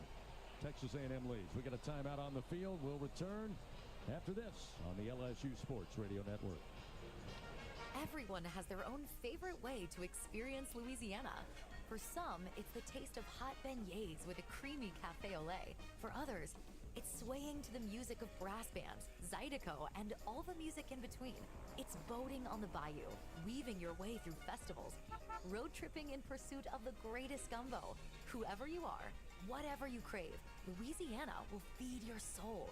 Go to findyourlouisiana.com to plan your visit today. For him, it wasn't the cancer that almost took his life. It was an infection his body wasn't strong enough to fight. Antibiotic resistance is a global crisis, targeting those who are already vulnerable and claiming over 1 million lives each year. But an LSU discovery is changing the game. Our unique biotech starves bacteria, stops growth, and gives the body a chance to heal. Because behind every breakthrough is a life worth saving. I'm Scarlett Johansson. My family relied on public assistance to help provide meals for us. These meals fueled my involvement in theater and the arts as a child, which fostered my love for acting. The Feeding America network of food banks helps millions of people put food on the table. You can join the movement to end hunger by donating, volunteering, and advocating. Because when people are fed, futures are nourished. Join the movement to end hunger at feedingamerica.org/actnow. Brought to you by Feeding America and the Ad Council. Back to fourth quarter action of Fighting Tiger football. Presented by J&J Exterminating on the LSU Sports Radio Network. Powered by People's Health. 14-15 remains in this game tonight from Tiger Stadium. And what was an 18-14 lead for LSU going into the halftime locker room has suddenly turned. It's now 42-18 Texas A&M. Complete domination since the start of the third quarter, and it's continued and carried over into the opening seconds of the fourth quarter. Texas A&M on that scoring drive that spanned third and fourth quarter action. 6 plays, 33 yards, 3 minutes and 23 seconds before they find the end zone. Again, these two teams, over the last 8 meetings, the home team had been victorious. That little nugget on the line. LSU 6-0 since Texas A&M joined the SEC. Here at Tiger Stadium, that also on the line here with just 14-15 remaining for your Tigers, who will get the football back in just mere moments. Fans, TJ Ribs, official barbecue restaurant of LSU Athletics, and of course home to the Brian Kelly Show, Thursdays at 7 p.m. You have time to order now at tjribs.com. Jared Zirkle will tee it up at the 35-yard line, kicking towards the south end zone here. Is a very quiet Tiger Stadium at the moment. Marion Brown and Kyle Parker back deep, one in front of the other near the goal line. Here's the approach by Zirkle. And this one high and deep, and will sell out of the back of the end zone after a bounce. Nope, stayed in the end zone, but it's a touchback nonetheless. And it'll be first down and 10 at the LSU 25-yard line. Yeah, you got to go with a tempo here. You got to go something that you haven't done. You got to use all parts of the field here in this drive. You got to protect your quarterback, obviously. He's taking a couple of hits tonight, but you got to get the ball out. You got to go tempo, NASCAR, whatever pace that you've got there. With the way that third quarter went, you're certainly, going to have many, many more possessions. Defense is going to have to help you out, but you got to put the ball in the end zone. On first and 10 from the 25, a little low snap, and Nussmeier handles. Slow sprint to his right, throws. Anderson caught at the 40, up across the 45 and out of bounds at the 47-yard line, a pickup of 22 yards. So that's a good start there with a Louisiana Blue first down. Dalton Brooks was on coverage and got him out of bounds. But that'll move the chains and move the football up. Now they're going to, let's see, move it back. Nope, they left it at the 47-yard line. So 1st and 10, up to midfield here is Harlem Berry back on the field at running back. 2 receivers left, 1 to the right. Nussmeier throws, and Anderson was trying to get it on the slant. He said he was held, no flags, and it's incomplete. Stops the clock with 13:45 momentarily. And it's still a 42-18 Texas A&M lead. Yeah, even within that play, I'm not sure that, the play action is necessarily going to get anybody with the scoreline that it is, the time that you have left there. So that's, again, just not a very high percentage situation whenever the timing of it is off like it was in that last play. 2nd down and 10 at the 47. Nussmeier with a single back. Back there to pass protect. Now he spins away from pressure and then goes back, pedals, and is dropped back at the 30-yard line. Ryland Kennedy comes up with the 4th sack tonight for Texas A&M, and it's a huge loss. Going to set up 3rd and forever here for LSU. Jacob, I talked about it with Coach Kelly going in a half. I thought that was huge in the first half. LSU had 85 yards out of the 2 running backs. Obviously, they've not gone to that, and I know you're behind the chains here, and you're one-dimensional, and you've got these 2 young tackles out there. It's going to be a struggle for them to hold up on this Texas A&M defensive line. It'll be 3rd and 26, way back. Nussmeier throws, and it's elevated and incomplete up at the 40-yard line. He was looking for Chris Hilton Jr. So now 4th and forever, and again, in the second half, the punt unit back out there to end this possession for LSU. 7th punt of the night. Even within that last play, there wasn't a route that even got you back to the original line of scrimmage. I know you don't want to just put the ball in harm's way, but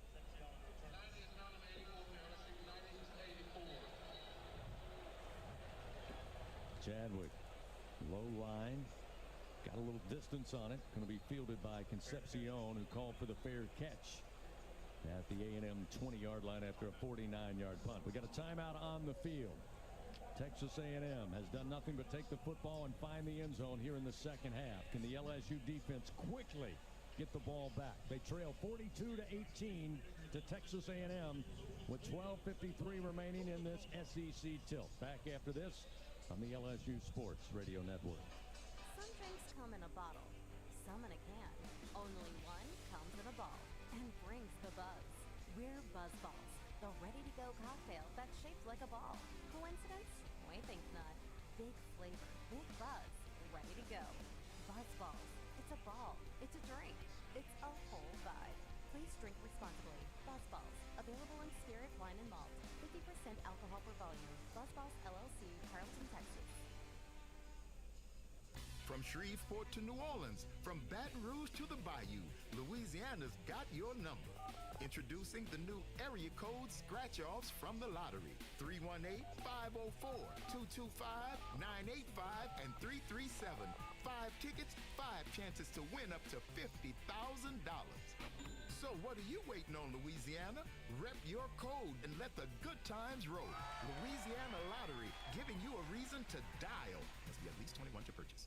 Score big with MMR. Join the team at the largest privately owned open shop electrical and instrumentation contractor in the nation, headquartered right here in Baton Rouge. MMR is committed to positioning each team member for success. Whether you're a student seeking an internship, just starting your career, or already a seasoned professional, MMR offers a variety of positions just for you. Get in the game at MMR, where your future is bright. Kick off your career at mmrgrp.com/careers. MMR, a proud partner of LSU Athletics.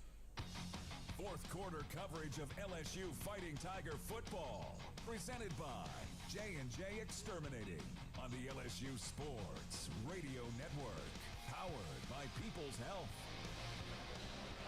J&J Exterminating, Louisiana-owned, customer-focused, and results-driven for over 65 years. Call the local pros and get the shield. J&J Exterminating, yeah.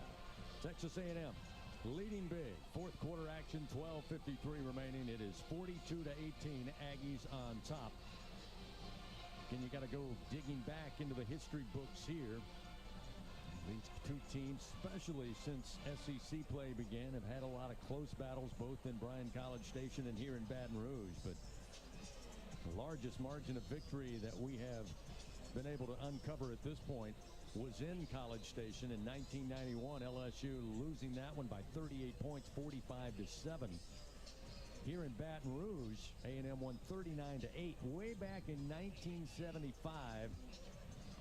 That was a difference of 31 points. As we sit here now with 12:53 to go in the game, Aggies up by 24, but LSU's been unable to stop Texas A&M on offense. And, of course, you add that 79-yard punt return early in the third quarter. That's where we are, 42-18. First and 10, they'll start at their own 20-yard line out of the pistol formation. Expect them to keep it on the ground and keep the clock moving, and they do. The handoff goes to E.J. Smith. He'll pick up a yard, that's all. Patrick Payton makes the tackle for LSU. It'll be second down and 9. You know, it's an old cliche, but so far, what a difference between two halves. Yeah, and we mentioned it at the time. I mean, I can't remember a quarter that just went as poorly as it did for a team that was winning at halftime and had some momentum and was showing fight. I can't really, I mean, in the history of watching football, like just everything went south for LSU here tonight. Second down and 9, ball at the 21 of the Aggies. Reed. Two receivers to his right, two to his left, and again they'll go on the ground. It'll be E.J. Smith fighting to get above the 25, stopped at the 26-yard line after a pickup of 5. And we'll make it 3rd and 4 for the Aggies here as we roll under 12 minutes remaining in the game. Fans, work days work better with Cintas by your side. Keep your team protected, prepared, and looking great. Visit Cintas.com. Get ready for the workday. A lot of fans emptied out here at Tiger Stadium. 4 yards to go for the Aggies. Looks like for the most part, the rain has ceased, or at least to a light drizzle. It'll be 3rd down and 4 from the 26 as Reed motions a receiver right to left, and he'll take the snap. He's going to keep it, try to stretch it far side, and LSU with great pursuit will bring him down after maybe only a yard gain. Maybe 2 as Jamari Butler able to catch up with Reed, bring him down from behind, and that will be a good sign. At least the Aggie punt unit onto the field on 4th down and 2. And the only punt they attempted earlier in the game by Tyler White was blocked in the first half. Ended up being a safety when LSU had all the momentum in their favor. Xavier Thomas back deep for the Tigers, stands at the 30-yard line. And clock down to 10 minutes and 42 seconds remaining. And LSU begging to call a timeout. Coach Kelly out there on the 35-yard line eventually gets the attention of the officials. So looks like they may have had the wrong personnel or not enough personnel. Not sure, but there certainly were alarm bells for LSU on that sideline. So they will use the timeout. Presented by Coushatta. Escape to the largest casino resort in Louisiana. Coushatta Casino Resort, Louisiana's best bet. Now that's the second timeout for LSU. They had to be charged with a timeout on a injury to Mansour Delane early in that third quarter, so they're down to 1 timeout remaining now with 10:38 remaining, down 42-18. Tell you, Jacob, this has just been a collapse on special teams, and this has been a unit that's been relatively solid this year. I mean, from the, obviously the punt coverage, but the penalties. I mean, just not getting lined up on the field here to burn a timeout, and it's not going to matter in the outcome of the game, but just special teams have been imploded tonight. So now they'll try it again. Tyler White stands at the 14, waiting on the snap. Again, Thomas back deep for LSU. Snap back to White, straight ahead, puts it high in the air, backpedaling and coming near side, and now calling for the fair catch, letting it bounce. Takes a little advantage for the Aggies. Takes a bounce at the 25 and out of bounds at the 20, near side, and that's where LSU will take over. And timeout on the field. So with 10:29 remaining, Tigers starting to have a long way to go. Well, we know they have a long way to go, but it's starting to be a short time to get there with just 10:29 to play. We'll take a timeout. Texas A&M up 42-18 over your Tigers on the LSU Sports Radio Network. Hey, Tiger fans. Need funds to help with your financial situation? Republic Finance is a proud partner of LSU Athletics and has served the SEC area since 1952. Check out our loan options to see how we may help you. Visit a local branch or get pre-qualified online at republicfinance.com/tigers.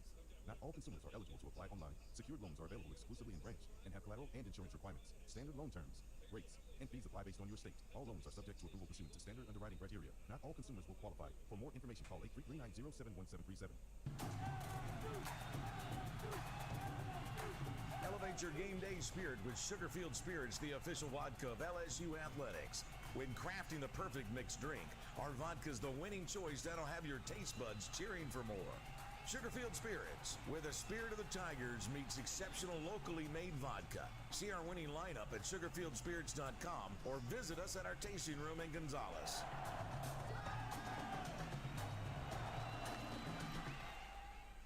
Trust isn't given. It's earned by showing up, leading the way, and performing at your best when it matters most. Our Lady of the Lake sports medicine experts know what it takes to improve performance and build champions at every level.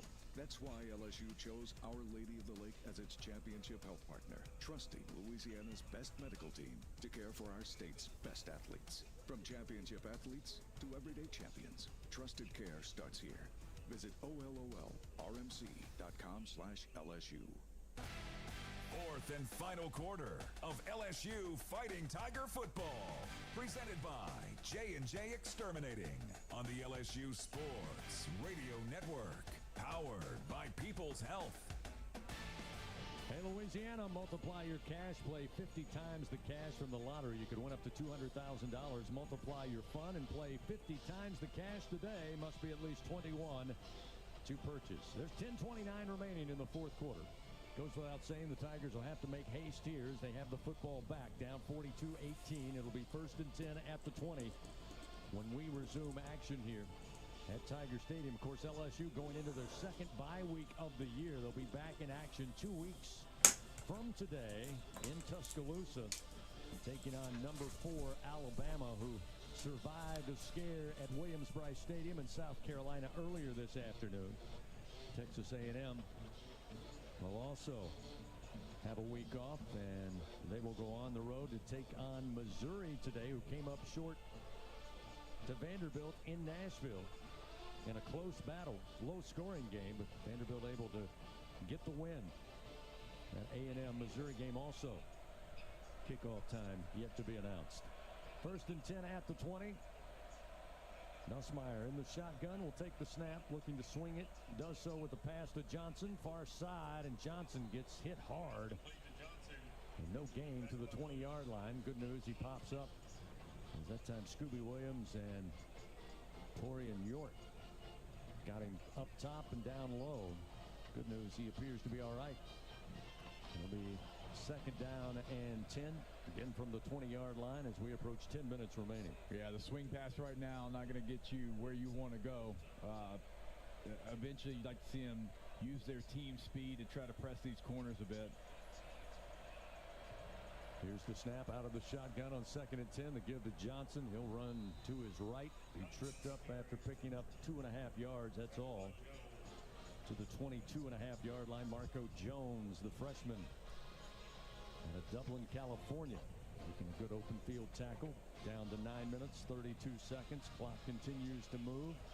It'll be 3rd down and 7. Again, Juwan Johnson has been the featured back here on this possession. They'll have 2 receivers left, 2 to the right, and the Tigers have struggled mightily on 3rd down. They're 1 for 9 tonight. Nussmeier in the pocket, drops it off. Johnson needs to make one man miss, but hanging on by a shoestring before the cavalry arrive. They'll bring him down at the 25-yard line, and now we have a Tiger slow to get up on the offensive line. That's Carius Kern. So short of the line to gain, it'll be 4th down.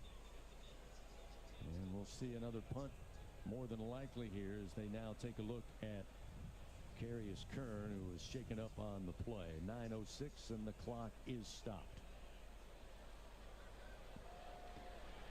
And you can help shape the future of medicine with Velocity Clinical Research. Participants can receive compensation, access new potential medicines, and get free study-related exams. Find a study near you at velocitytrials.com.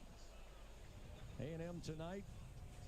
Jacob, you and Gordy moments ago talking about the special teams implosion on part of LSU, but A&M, they're the complete opposite. 68 kickoff return yards tonight. We mentioned earlier 137 punt return yards again, including that 79-yard kickoff or punt return for a touchdown.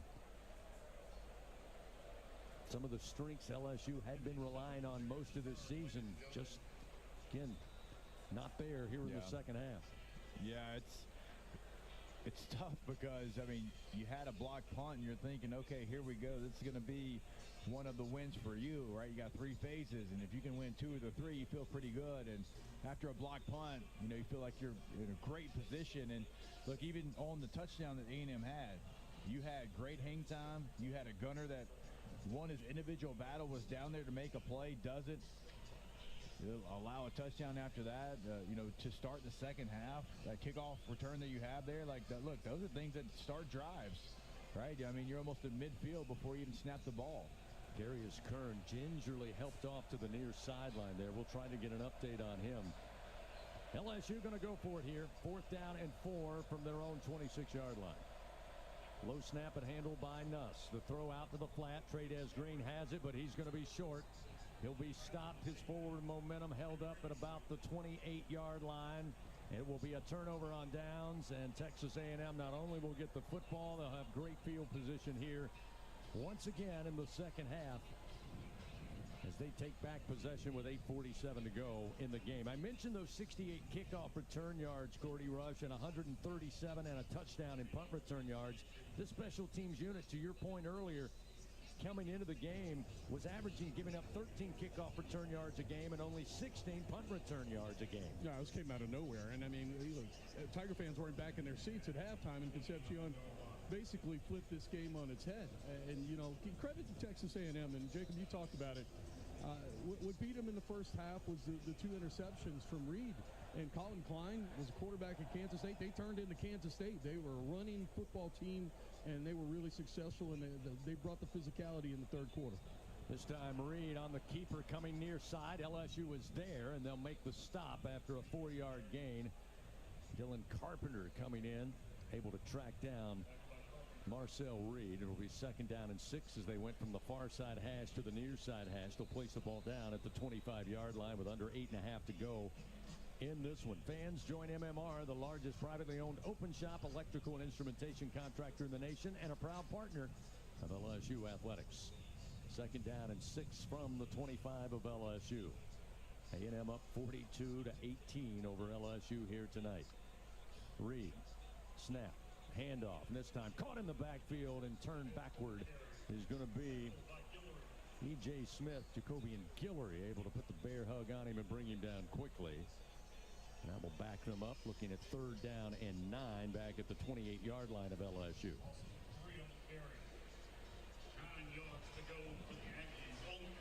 Yeah, this one's going to be one of those ones you go back and you watch, and there's going to be so many points that, you know, in the first half you had that you felt like you had an opportunity, you didn't cash in, and A&M certainly comes out of the gates in the second half, and just for a second year in a row, it's been a problem in the second half against the Aggies. 3rd down and 9. They've been super efficient tonight. They'll go on the jet sweep and picking up the 1st down and then some inside the 20 down to the 16-yard line on a 13-yard gain is T.K. Norman, a true freshman out of Montgomery, Alabama, product of Carver High, and that now will make A&M 7 of 10 on 3rd down conversions in tonight's game. We've got 7 minutes to play. It'll be 1st and 10 at the LSU 16, and it almost seems like the LSU defense has been inside the red zone most of the night, but certainly they have been here in the 3rd and 4th quarters. 1st and 10 from the 16. Reed with the snap. Hand off again. They'll keep it on the ground and running up the middle down to about the 11, maybe the 10 is Amari Daniels. He'll pick up 5 yards on the carry. Now it looks like an Aggie slow to get up. There's an injury down there near the line of scrimmage. They're out to take a look here. Stops the clock with 6 minutes and 26 seconds. LSU Athletics again would like to send a thank you to tonight's game sponsor, Coca-Cola. Fan work is thirsty work. enjoy a Coca-Cola. Chase Basantis, the left guard, the junior out of Ramsey, New Jersey, is the injured Aggie. Now he hops up, and it appears for the most part on his own power. A little slow, but he'll head back towards that far sideline. Here in the second half, you wonder how it went from 18 to 14 to 42 to 18 Texas A&M. Well, the Aggies 161 yards total offense in the second half. LSU with 29. Yeah, 29 yards in almost, it is over a quarter and a half of football in the Southeastern Conference against the number 3 team in the country. It's not going to get it done, to say the least. So now second down and 5. Ball at the LSU 11. They place it down between the hashes, middle of the field. 2 receivers to the left side. Again, they'll go on the ground, going left and cutting back right, spinning at the 5 and into the end zone. Jamarian Morrow, 11-yard touchdown, and A&M adds to their lead. It's now 48 to 18 with a point after upcoming.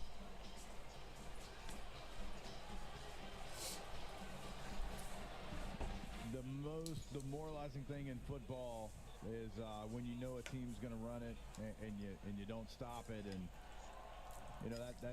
that last drive right there, I mean, A&M, nothing fancy, lining up, running the football, and just goes through the LSU defense for another touchdown. Randy Bond going to have to ice down that leg when this game is over. Kick is up, and the kick is good. 49-18, Texas A&M builds on their lead with 6 minutes and 12 seconds remaining here in the ball game.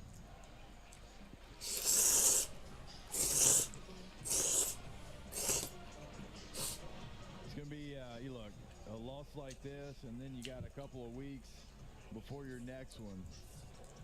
It's going to be, it's one of those tough situations, and you still got season left, CB, and we all know that. You got games left, and you got conference games, and you got home games away. It's a lot left on your schedule there, man. You've got, you got to figure out a way to kind of change the direction, change the mojo here, because it's going to be a tough, long 2 weeks, as we all know. Jared Zirkle again will tee it up at the 35-yard line. In tonight's game, LSU has operated 54 plays on offense. A&M with 59 offensive plays, 218 yards again for LSU, 429 now for Texas A&M, and the average per play for LSU about 4 yards, A&M over 7 yards per play. So the kick by Zirkle in the back of the end zone, and LSU will start first and 10 again from their own 25-yard line with 6 minutes and 12 seconds remaining here in tonight's contest. Fans, Our Lady of the Lake Health, proud to be LSU's championship health partner. Together, champions for Louisiana. Together we roar. You can learn more at olrmc.com/LSU. So with 6:12 to go, it's first down and 10 at the 25. Snap back, Nussmeier. Tight pocket. Here comes pressure. He's going to go down for a 5th time tonight back at the 21-yard line. This time, TJ Searcy, the junior out of Thomaston, Georgia, gets home. Again, A&M led the SEC in sacks on the season, one of the tops in the country, and they're adding to that total tonight. Yeah, just let the ball go. You have Darion Brown coming across the middle, intermediate route, and now you got Garrett Nussmeier coming to the sideline, getting replaced by Van Buren. Michael Van Buren Jr., sophomore quarterback, transferred in from Mississippi State. And they'll line up in the shotgun. After the sack, it'll be 2nd and 14 back at the LSU 21-yard line. Empty backfield. Van Buren takes the snap. Stands in the pocket, slings, catch by Green at the 40-yard line. He's up the midfield before being pulled down there. 28-yard strike. Van Buren to Trades Green. Jared Kerr was able to make the tackle. And it'll be a Louisiana Blue first down for the Tigers.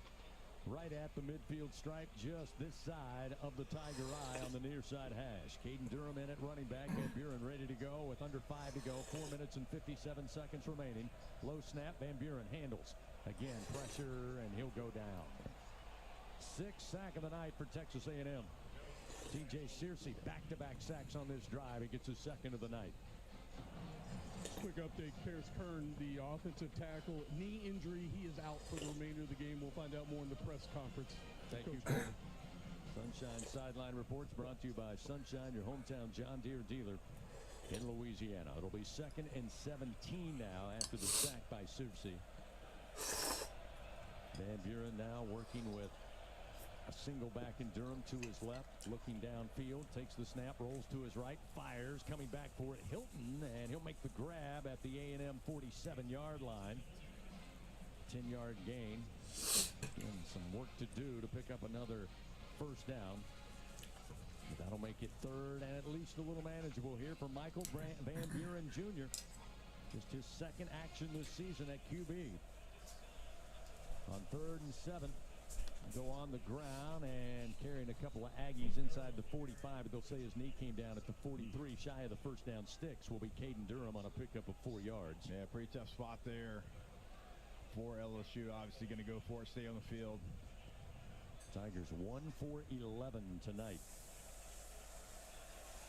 on 3rd down conversions. It'll be 4th down and 3. The ball placed at the A&M 43-yard line. With 3:23, clock continues to roll here in the 4th quarter. Van Buren Jr. in the backfield by himself, takes the snap, a design run for Van Buren. He cuts to his left, and as he tried to make another cut outside, going to be tripped up, but he will pick up the first down as Jordan Lockhart was able to make the stop. But Van Buren moves the chains, and with 3 minutes remaining, it'll be 1st and 10 for the Tigers at the A&M 43, or check that, the 38.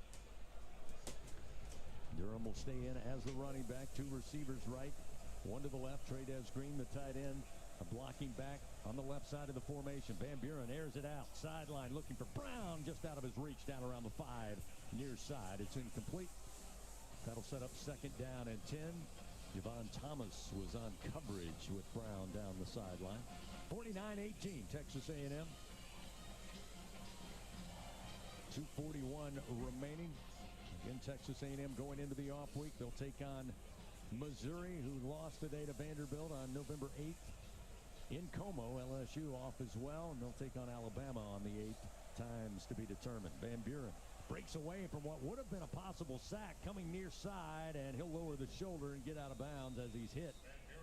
And about the 38. Now we got pushing and shoving. Texas A&M got a lone defender over there wanting to talk a little bit. And looks like flags come out. We'll see if it's going to be both or just on the Aggies. Again, he was outnumbered. It was Jordan Lockhart that was over pursuing Van Buren and then kind of got locked up with a couple of Tigers on the sideline. Let's see. Do they? They're still talking it over. And here's the call. After the play, unsportsmanlike conduct, number 54 of the defense, 15-yard penalty. That's number 54's first unsportsmanlike conduct foul of the game.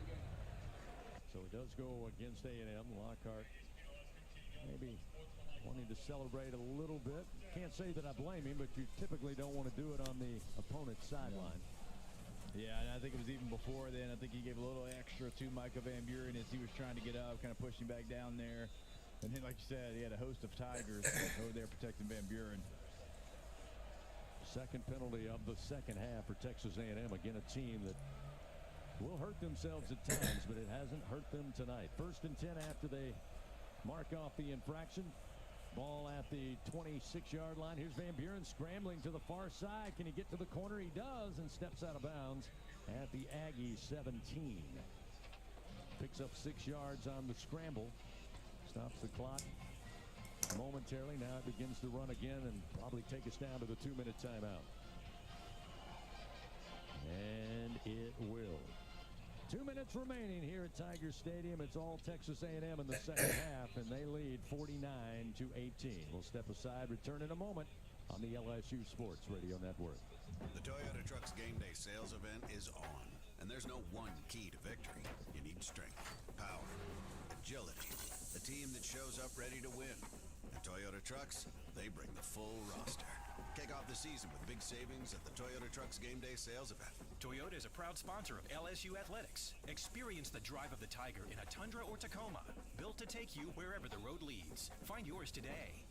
Toyota, let's go places. See packages and options at toyota.com for feature availability. Every Tiger knows it's not just about where you are, it's about how you play the game.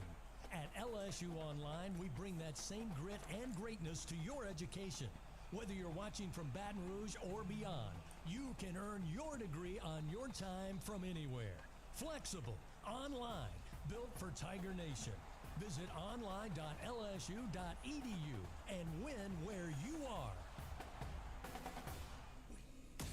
Hey, Tiger fans 12 and younger, don't miss your chance to be a part of Mike's Kids Club. Presented by Shell, the exclusive kids club of LSU Athletics. Join Mike's Kids Club for only $25.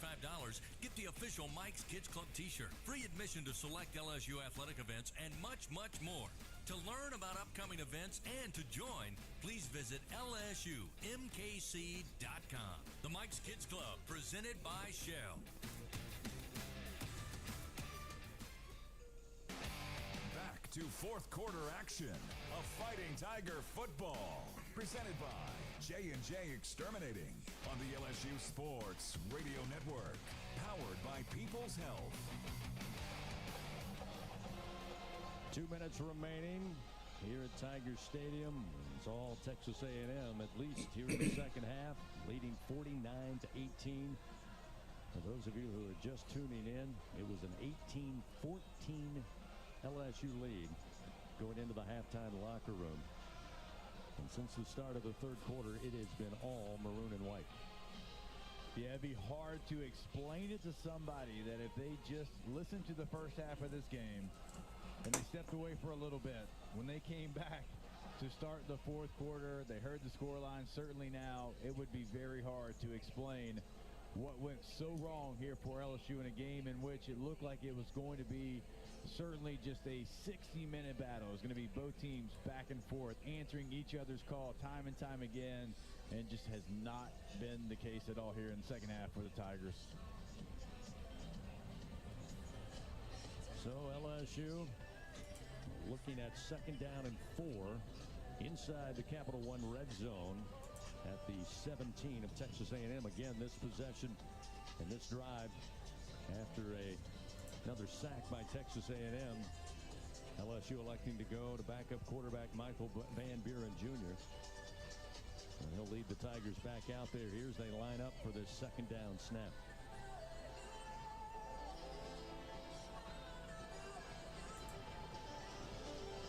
Waiting for the timeout to come to an end. And LSU will break from the huddle. Second down and 4 at the Aggie 17.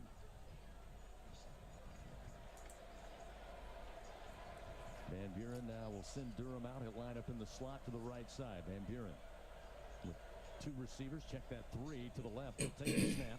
Now he's running, trying to avoid tacklers inside the 15 and brought down around the 13-yard line, and looks like he's got enough. Very close. Nope. Now going to say third down, just shy of the yard or the line to gain. So it'll be just shy. Third and less than a yard here as they bring it to the near side hash. LSU attacking towards the north end zone. On third and a yard, they'll hand it off, and it'll be Caden Durham to pick up the first down to the 12-yard line. We got a minute 28 as they'll move the chains. Clock will stop momentarily. I mentioned earlier that back in 1991, A&M got a win 45-7 over LSU, winning by 38 points in College Station. That's the biggest margin of victory for the Aggies. And here in Baton Rouge, it was 31 points back in 1975. Currently, the Tigers trailing 49-18. That's 31 points. Van Buren drops back. Now moves to his right, avoiding pressure, directing traffic, and hit as he throws back of the end zone. Kyle Parker grabs it with the left hand. Did he stay in bounds? They say yes. What a grab by Kyle Parker as Van Buren knew he was going to get hit. Fired a bullet in the back right corner of the end zone, and Parker reaches up with one hand, gets his foot down, and then cradles the ball. They rule it a touchdown. Obviously, they may take a look. But a spectacular individual effort, Jacob, from both Van Buren and Kyle Parker. Yeah, certainly if this one stands, I thought Van Buren was just going to throw it away, but he saw Kyle Parker one-on-one. That's going to be close. They're obviously looking at it, but what a great effort by Kyle Parker not to give up on the play. In fact, watching the replay, it hit him in the left hand. He kind of bobbled it and then reached out, grabbed it, and brought it in. Again, we're having a little delay here as they check with collaborative replay. Our replay official here at Tiger Stadium taking a look at it, but it looks like James Carter set the ball. We're ready to go, and Damian Ramos on for a point after. He might have got both feet in, actually. That's a great job by Kyle Parker. Makes it 49-24. They'll try to make it 49-25. Snap is back, placement down. Ramos puts it up and through. 49-25 with 59 seconds remaining. Texas A&M still leading big. They'll still go on to victory and remain unbeaten. Again, they are 7-0 coming into this game for the first time since 1994. They're going to move to 8-0 on the season, and probably more important, move to 5-0 in SEC play. Again, this is you're Mike Elko, Jacob Hester. Again, you're taking it 1 week at a time for sure. But this Texas A&M team, they go to Missouri. Then they host South Carolina. They'll take on Samford out of conference at home. And then finish the season in Austin against Texas. Again, all of those very doable, at least on paper, based on what we've seen here tonight. Here's a short high kick, and Terry Bussey just going to call for the fair catch and bring it in around the 10-yard line with 59 seconds again remaining here in tonight's contest. Coming up, we'll have the Fighting Tiger post-game report. Break down the action here, get some thoughts from Jacob Hester. We'll look at some outstanding individual performances tonight. Check the full game stats and then look ahead as LSU heads into their second off week of the season before traveling to Tuscaloosa to take on number 4 Alabama on Saturday, November 8th.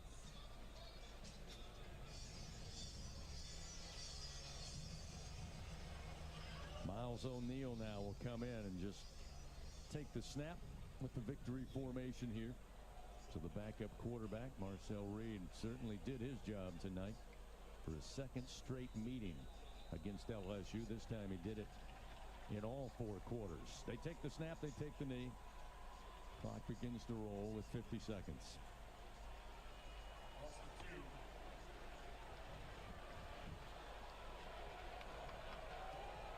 One more snap and that'll do it. Texas A&M across the way, already celebrating. Largest section of the crowd still remaining. Texas A&M over there in the corner of the south end zone. They'll take a snap, take a knee, and that'll do it. Final 26 seconds going to roll off the clock. And Texas A&M indeed will move to 8-0 on the season, 5-0 in SEC play. They are certainly in the driver's seat for the Southeastern Conference after tonight's win. For LSU, they fall to 5-3 on the year, dip under 500 now at 2-3 in SEC play. The final seconds roll off the clock. The horn sounds, and this one's in the books. Texas A&M victorious tonight here in Baton Rouge, snapping a 6-game win streak for LSU in SEC play between these two teams at Tiger Stadium. And they are, for the first time in 8 seasons, the first visiting team to win on the road. 49-25, Texas A&M with a win. More coming up after this on the LSU Sports Radio Network. Shell believes in helping small businesses thrive. Brandon Rivers, Norco Fresh Market. Shell is all about lifting up the community and the people around them. For nearly 100 years, they've stood beside us as partners for our small businesses and our way of life. When I see Shell employees walk into Norco Fresh Market, I think of family. The generations of Shell employees who live and work here are truly the rhythm of Louisiana. It takes